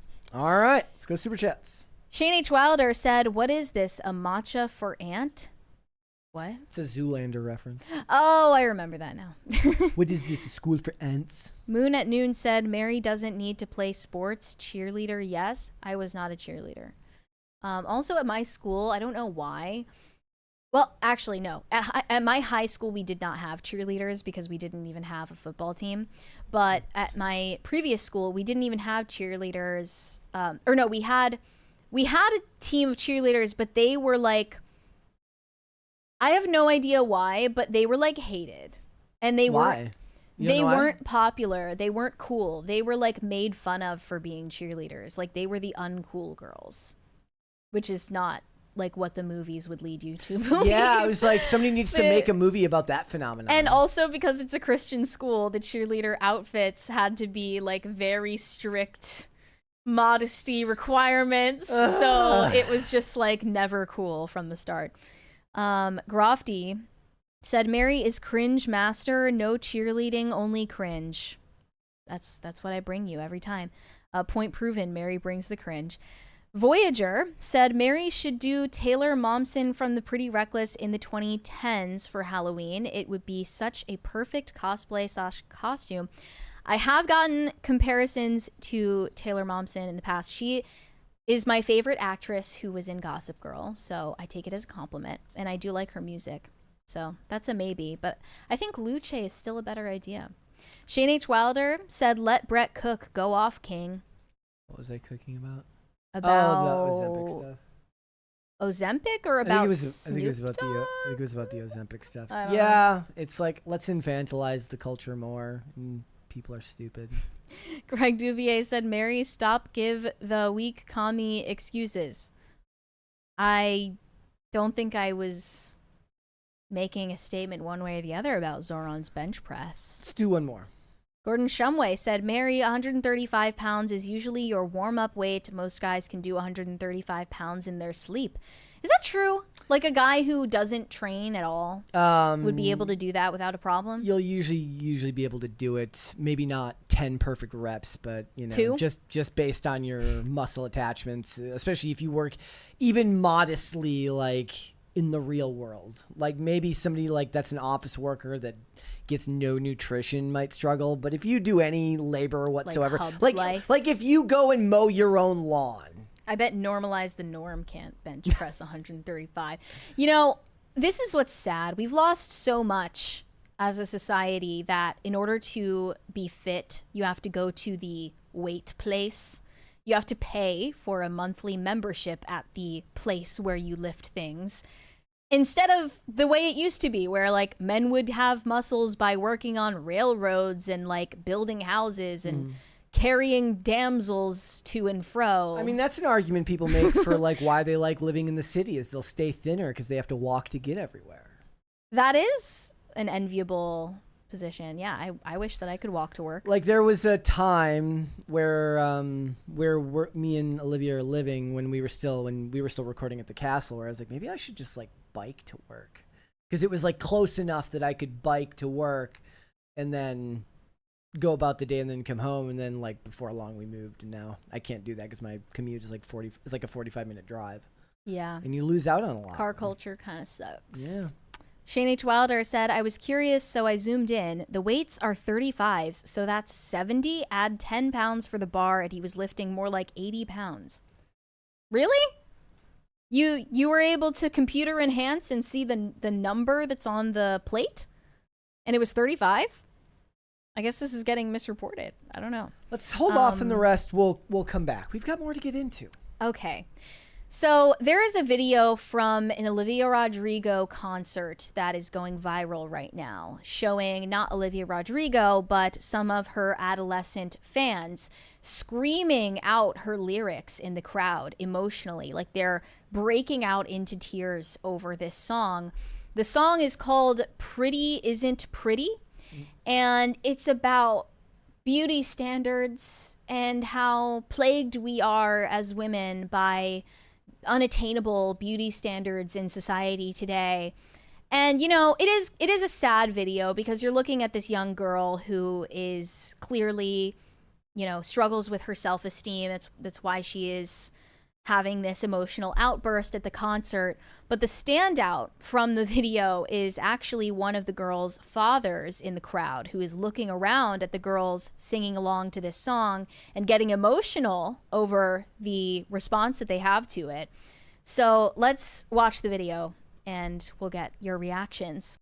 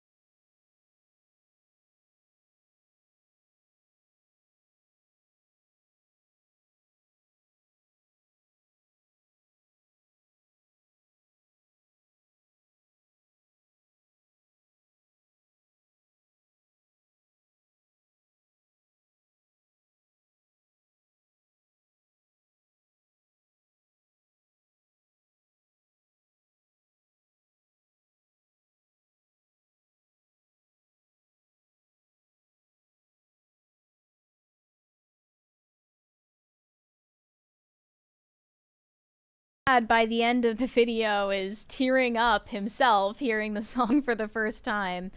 One of the tweets said, a dad looking into the crowd seeing young girls around his daughter's age scream the same heartbreaking lyrics about not being enough. I'm in tears. What are your first thoughts? That this, what do you mean about the dad? On, or about the whole thing? This whole thing. I mean, isn't it your impression? I was never a teenage girl, but I assume that feeling inadequate is part of every teenager, most teenagers' experience. Like nobody grows up perfectly confident and self-assured, and going through those phases is part of growing up. It's actually one of the mechanisms you learn to kind of harden your heart to the world and be able to grow into a certain level of self-confidence, is that you have to go through a phase where you're insecure about yourself. Right. Like this feels par for the course for lyrics for teenage girls to me. Well, the problem I have is the message of the song, truly. I don't think that it helps anyone to scream these lyrics about how inadequate you feel. I don't think that actually has any value. It just encourages these girls to sink deeper into the self-hatred they already struggle with. And obviously Olivia Rodrigo and her record label like make money off of it. The song has a description: an emotional and heartfelt reflection on self-positivity and female physical expectations. The song describes the ever-changing fashion trends and ideals in the current time, in which all girls seem to follow and coincide. Olivia describes how these expectations and norms are plastered all over different types of media around her, and feels as though she cannot keep up or ultimately fit in because no matter what she does, she'll never feel perfect. And yeah, that's a totally normal thing to feel as an adolescent girl or boy, for different reasons in different ways. I just don't think that it's constructive to encourage this impressionable young audience to scream along to these lyrics, which are completely about sinking deeper into those feelings of inadequacy. Look, this type of music from women has always existed, and I suppose it ran in tandem with hopefully good parenting that would balance your life out, and you would sing along to these lyrics when you were at your most vulnerable in your bedroom, when you're feeling down, but it wouldn't overtake your entire life, and the hope would be that it doesn't lead to further feelings of inadequacy. I'm guessing their argument is that it helps other girls feel like they're not alone in the world, to hear that it's not just them that's going through it. That's what I would imagine both Olivia Rodrigo's argument would be, as well as most of the people who are into this type of stuff, is that they commiserate. You know, we've talked a lot about how women, they do love the idea of commiseration. They come together around things that a lot of times things that upset them. It's why women love to make the videos online about bad dates or things like that, is it gives them a sense of community. I don't think it's inherently bad for them, outside of maybe in conjunction with like no good parental influences at home, nobody showing you healthy self-esteem, and like for a guy it would be like if there was no healthy sign of masculinity in your household, signs of what they call toxic masculinity, anybody could call that bad if you don't have anything that contradicts it in the real world. And that sharing these types of feelings is like immortalizing something you feel in the moment into something that you can then feel at any time by playing the song. I make the joke all the time that like Nicki Minaj makes music for women to sing along to in the car when they're feeling self-confident, and then this is music you listen to in your bedroom. But to me, it's just as empty.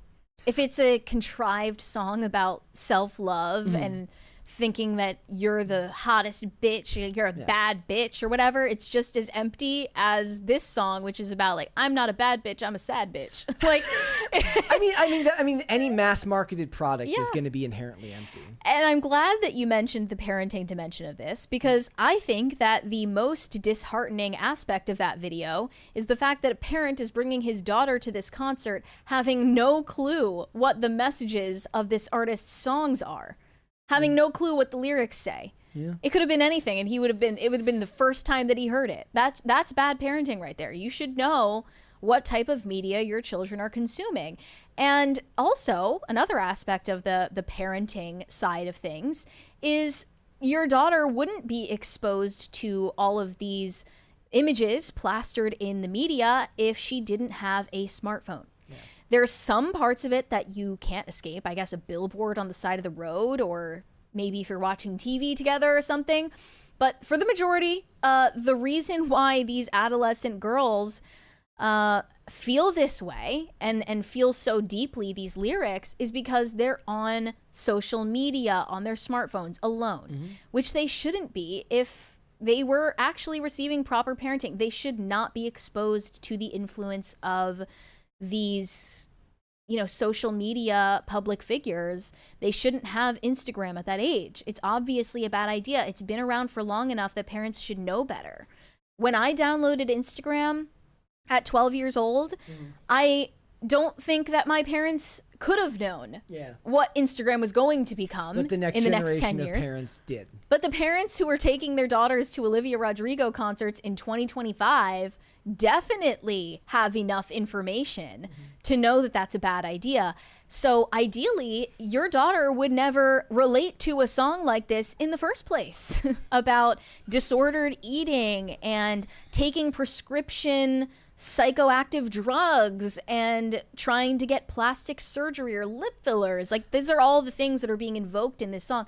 ideally you can raise your child these days without the influence of social media, and they will never feel this way to begin with.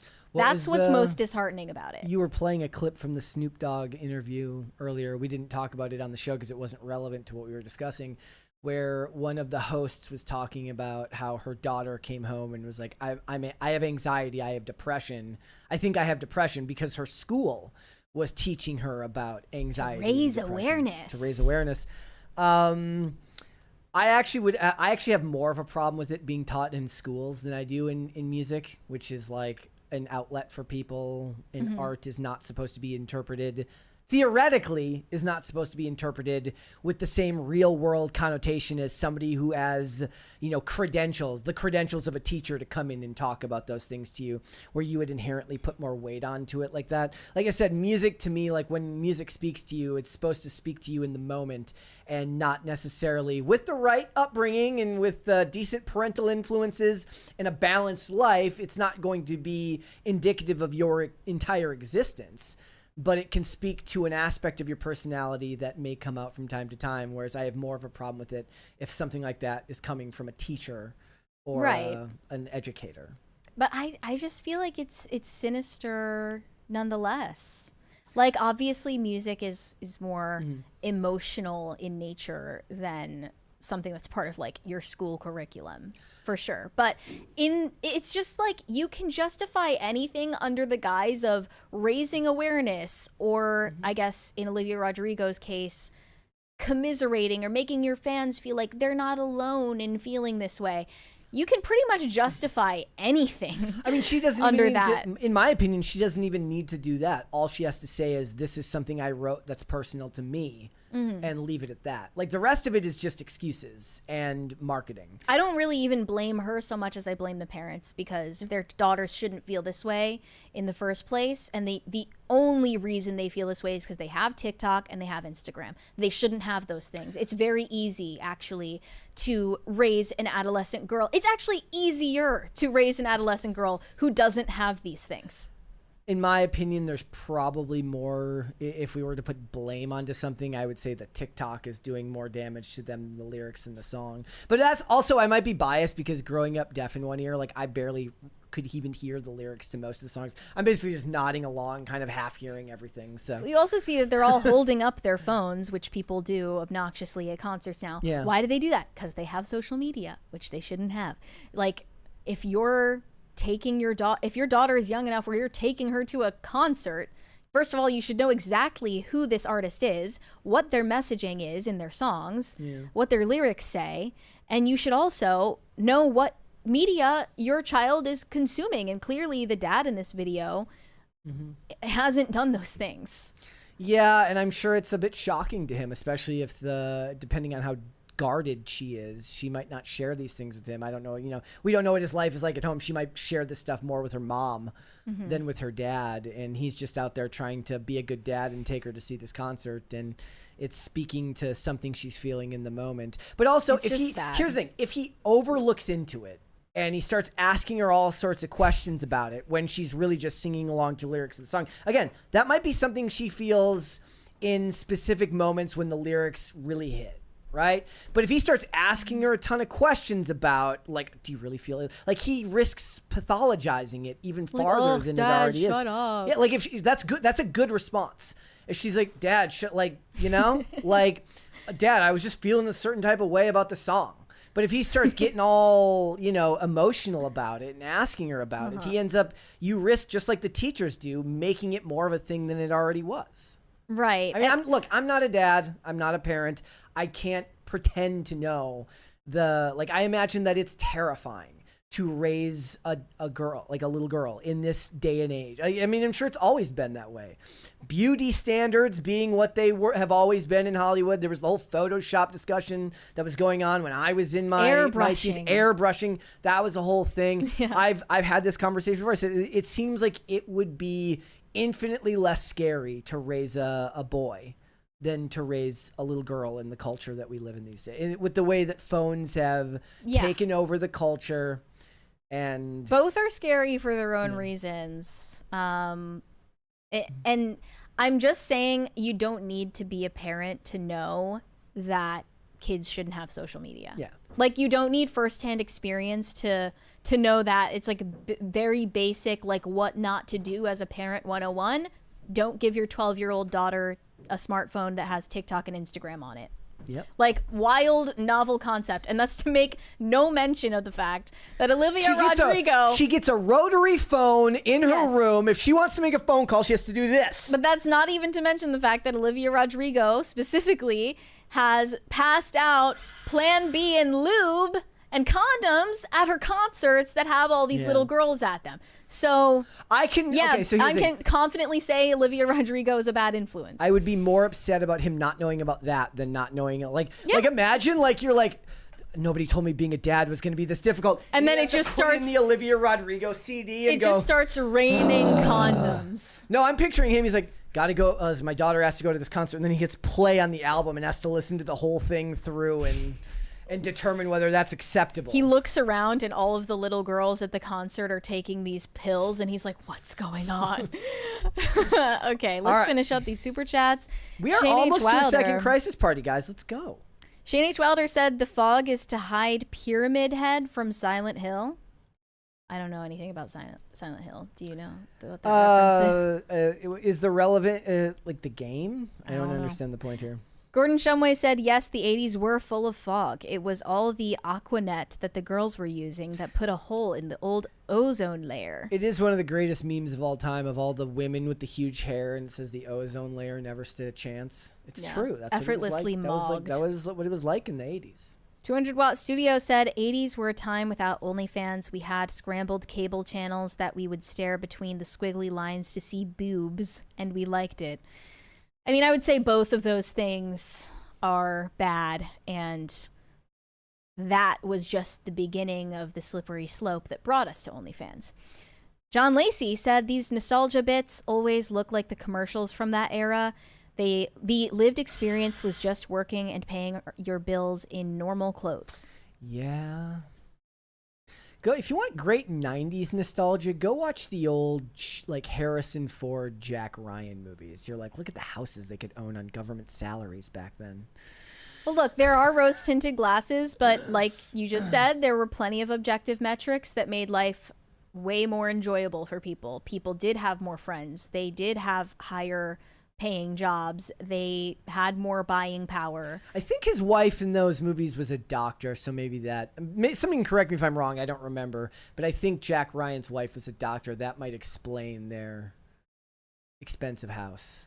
Maybe Most of the time in TV shows, it's just completely unexplained. Well, Like, no, Carrie the Bradshaw worst is- lives in, like, a penthouse apartment on a blogger salary. Like, I don't even know what that means. The worst is like you... No, it's the New York... The New York ones are the most unrealistic. The most egregious like, examples. The only time it ever actually worked out was, like, in the show Power.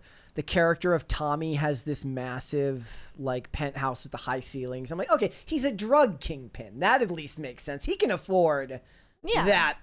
You know, that's like, fine. The Friends apartments, even. Yeah. You can't even live with roommates in New York City like that. Mike says Jack Ryan is a millionaire. Why is he so is it like I didn't read the books. I've only seen the movies. Why is he a millionaire? Does he have like patents or something? Inheritance? Trust fund? I don't know. Either way, that's the way to go.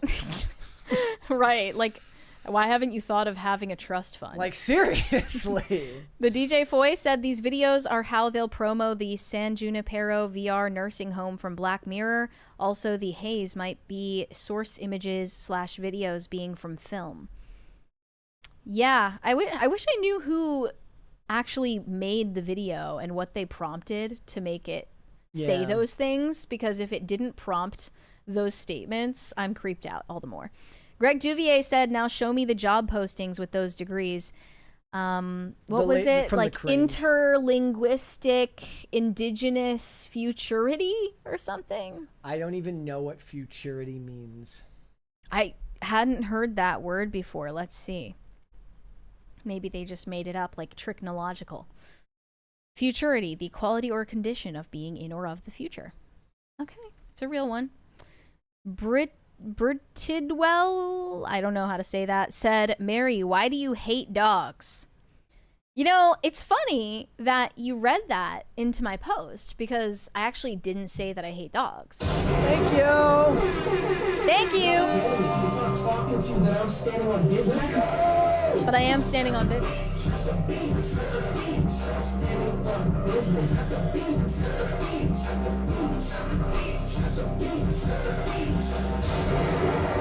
I criticized the prevalence of dogs being at restaurants and coffee shops. I criticized irresponsible and inconsiderate dog owners, but never once did I say I hate dogs. I said they annoy me, and I don't want to live with one for many reasons, but I don't hate them. Why would they deserve to be hated? They're just mindless creatures. They're wild animals. They can't help the way they are. Dog owners certainly can help the way they are, thinking that it's cute that their dogs are invading people's personal space. Are we going to talk about this tomorrow? Yeah, maybe I'll save my ire for talking about it in a segment. The Manic Mustache, I think I missed your 20 earlier. Sorry about that. Late as usual, but apropos to getting long in the tooth, Grandpapa D-O-double-G should take a page from Papa Mustache. Don't take your grandbabies to the movies. Take them fishing. Stay toxic. My nizzle dizzles. Yeah, we were doing the thumbnail earlier. I informed Mary about Snoop Dogg finishing everything with Izzle back in the day. We were workshopping the thumbnail for that segment earlier, and Brett's idea was, what was it? I don't even remember. It finished in Dizzle something. Get rid of the gay shizzle, my nizzle. I think that was what your idea was. But Mary didn't know what it meant because she didn't know that Snoop Dogg used to I was finish vaguely familiar. every thizzle with an izzle. But I was like, what would be a coffee? Is it a coffizzle? A kofifi. We'll just say a kofifi. Stefan Buttle said red battle pandas when? Whenever you make them. Well, when the apocalypse Whenever you happens, breed obviously. Grolgar said Rings of Power 2077. Yeah. That's the next move for Amazon. FN said if representation... Oh, we did that one. Read that one. He also said Ironheart was always black, and yet people on the right complained about that, calling it woke. Only a certain demographic representation is valid. I think a lot of the critique... Look, there probably were people making those comments, but I think a lot of the critiques came into people that originally read the comics about how she came to the Ironheart suit and the motivations of the character. If you want to see a great video on what a Steel Man argument against the Ironheart TV show would be, go watch the Greg Owen video on the first 3 episodes of it. I believe he's finishing another video on the other 3. If you're looking for like an argument beyond just this is bad, if you were looking for something like that. Well, aside from arguments about like how well they actually executed that show idea, the idea behind representation matters from the left-wing perspective is that little black girls are going to watch Ironheart on Disney Plus, and it's going to somehow like change the trajectory of their lives. It's going to complete them emotionally in a way that nothing else could. And they're going to believe that one day they can be scientists or like, what is she? She's like an engineer. That's like one day they can steal equipment from MIT. I did. Like, I don't know. I did actually one time read a review. I'm not kidding you, about the character that Emily Deschanel played in Bones, where she got like a letter from a lady who just got her degree and is now working in STEM, and said she got into it because of her character on the show. Oh, wow. And I imagine that made her feel nothing but old. She's like, I watched your show when I was a kid, and now I'm a scientist, and she's probably like, fuck. I mean, that's great and all, but fuck. It's time for that facelift. Fifi Gigantor said, Brett, what do you think of Raja Jackson assault? Did you see this over the weekend? I didn't look into this closely other than to watch the video, which is absolutely disgusting.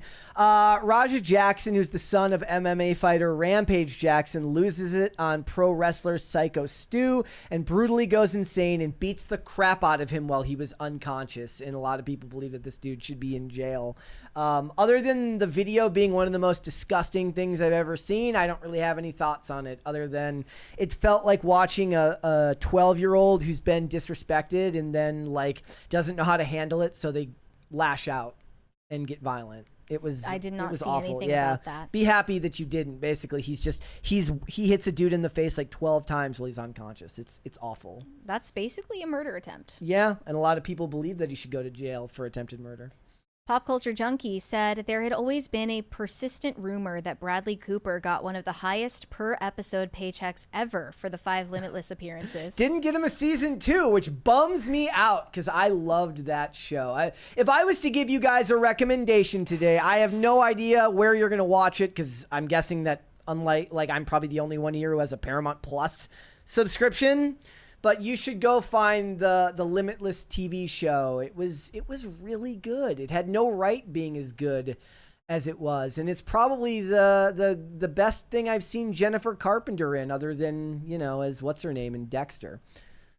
FN said yes, it's cringe, but teenage angst is nothing new. Don't you remember TLC Unpretty? Yep. I don't remember that. That is a remarkably... It's not my generation.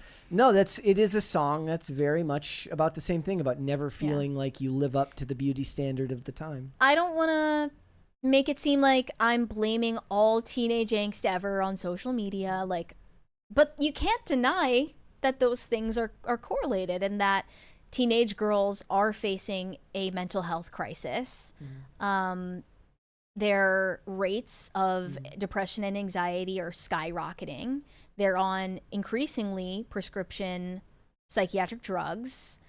And I believe also the statistics on teenage suicide attempts are rising as well. And to say that that's not related to social media is delusional. That's what Jonathan Haidt was writing about years ago. Yes. Exactly. He's been one of the most prominent voices talking about it. And there are a lot of misleading studies as well about the effect of social media on child psychology because they falsely equivocate between social media and screen time. And they do that to get the desired result that social media isn't damaging to mental health. But screen time is not the same thing as social media time. You could be on screen time watching a documentary on YouTube. You could be on screen time, reading a Wikipedia page. It doesn't matter what it is. Social media itself needs to be studied. I mean, that was one of those things that people, as you got access to more and more information, it was like the average person. I know I'm the average person. This is not me criticizing somebody else. You have access to so much information, but you still have to have the discipline and the ability to parse through it all. It's like when they're like, you can learn anything on YouTube now. I'm like, that doesn't mean anything. Yeah. Literally, there are people who need to be taught things. Not everybody has the ability to learn on their own. And have it be hands-on. Yes. Face-to-face. I learn better when somebody is showing me something than just going on YouTube. You should have seen me trying to learn how to tie a tie. It's like that kid said, you can't just hand them a freaking packet, yo. Some kids learn face-to-face. They don't learn like that. That's me. Oh, Mike sent me a tweet. An ex-post. Jack Ryan was a stock trader with Merrill Lynch in the books, and his wife was a surgeon. So that explains the house. He was working in the financial sector, so we should hate him, right? Commie 2025, we should hate him. Shane H. Wilder said, when I was visiting West Virginia, the priest/monk who was presiding over the mass I attended spoke in his homily about how no kid should be on social media or have a smartphone until they're 18. He's right. Yes. I just can't believe that this is something that's controversial or even needs to be said. Brian Bledsoe said, didn't have Mary giving an IG thirst trap proving that she has legs on my 2025 bingo card. LOL, how was that response? Did you do that? Did you post a picture with legs? I posted pictures in which my legs are visible, and I captioned it, I have legs, because a lot of people don't know that about me. That's true. I wouldn't say that would qualify as a thirst trap. It's like that. There was a scene in the show The Mentalist where the character of Hightower comes out to help him because Teresa ends up in a cast, and he goes, I didn't even know you had legs. She's always behind a desk. No, I'm just half chair. Yeah. I just roll around in the world. That, if AI was to create you, it would just be like this. Short Bus Bully said, I have both and have more anxiety for my boys. The entire culture has animosity towards boys from school to media. It's easier to keep my girl away from these influences. My boys are steeped in it. It just is so nuanced of a discussion. There are different reasons to be worried for both young boys and girls for different areas of our life. But I would say it's easier to avoid the specific plague of social media on young girls' minds. That's an easy fix. Just don't have them on social media. Shane H. Wilder said, "Fashizzle PC sizzle, save the gongizzle." It's the gongizzle. Yes. I like that. Corey Anderson said, "Sup, y'all? Where's tater salad at? Mary, nice to see you have legs." Tater salad? Well, it's not Tuesday, so Tate's not here. Yeah. He'll be here tomorrow. Dan Vicious said, "Hey, what's Marcy Playground's Sex and Candy about?" I don't actually know what that song is about. I've never even heard of that. You've never heard that song? Love that song. I don't think so. FN said, "Do you think people with different political leanings should date? I don't think it's advisable. Would love to hear your thoughts." I appreciate FNZ, who's been challenging us today on the show. Yeah. I do appreciate it. He's curious. We love a curious mind. What are your thoughts on this? I used to say that it shouldn't matter, but these days it's encroached so far into society. Your best bet is to be two people that don't have any thoughts on politics at all. You're probably blissfully happy. I think... Well, you didn't answer the question, though. Do you think that people with different political leanings should date? I think you should try. I do. I know you don't. I think you should try, and what you shouldn't do is change what you believe, and then you just merely find out whether the person you are dating has a certain level of acceptability for people that disagree with them, and it depends on how far it encroaches. Now, that gets into a whole different discussion if we're talking about the politics of birth control, if we're talking about the politics of how you raise your kids, because politics does play into a lot of the decisions you're going to make. I don't know. I think you're being a little too idealistic. I mean, nobody's ever accused me of being too pessimistic. I always thought I was considered the more idealistic person here. But yeah, in the chat, Princess Lien says conservatives can, most liberals today not so much. I don't know. I can think of plenty of conservatives who wouldn't want to date a liberal because they don't agree with them, not because they can't handle their opinions, but because they're looking for a person they share values with. When it comes to friendships, I Yes. think that should be completely open. Yeah. Although, as that person pointed out, people on the left are not willing most of the time to forge those friendships. But in terms of dating, you should be looking for a person with similar values before you even get into the political discussion. Unfortunately, what happens, what you end up finding out is what your values are informs your political. they're intrinsically Yes, connected. they're You connected. can't get away from that. The only time when you didn't have to think about that was when, for the most part, people were on the same page about common sense, like things that come down to common sense. The 90s. We don't have that anymore. You have to vet for these things. I would say it's not quite as unwise for a conservative leaning man to date a woman who's more liberal leaning, because a woman will tend to adapt more to her husband's political worldview. But even that, you can't really rely on that if you're having kids with the person.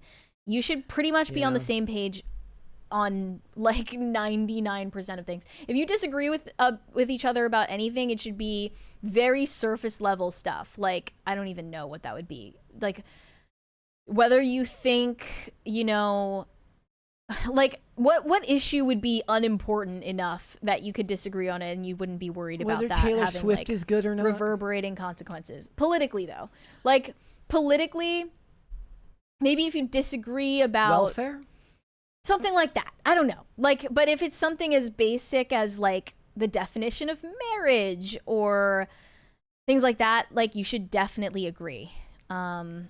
We just don't like. And you also might date someone who's apolitical, and then later on they go cray cray. So you kind of need to know just from the jump. Gravel said, "It seems my ex broke my heart for real, so I'm on short-term disability right now, but at least I get to catch PCC live." Well, I'm sorry about you having your heart broken. Do you mean like your actual heart, like the organ that pumps blood? Because what is that? I What hope does you're that mean that okay. she broke it for real? I hope you're okay. Yeah. Shane H. Wilder said, you still can't tie a tie. Olivia, do I need to fly in and teach Brett how to tie an effing tie? Come on, bro. Check yourself before you wreck yourself. I can do it, but not well. Well, that's good. It's ugly. It's a start. It's actually one of the, like, this is my curse when I'm watching a television show. Like, I was watching some rerun from White Collar the other night, and all I could think about is how impressed I was that Matt Bomer could deliver his lines while tying a tie.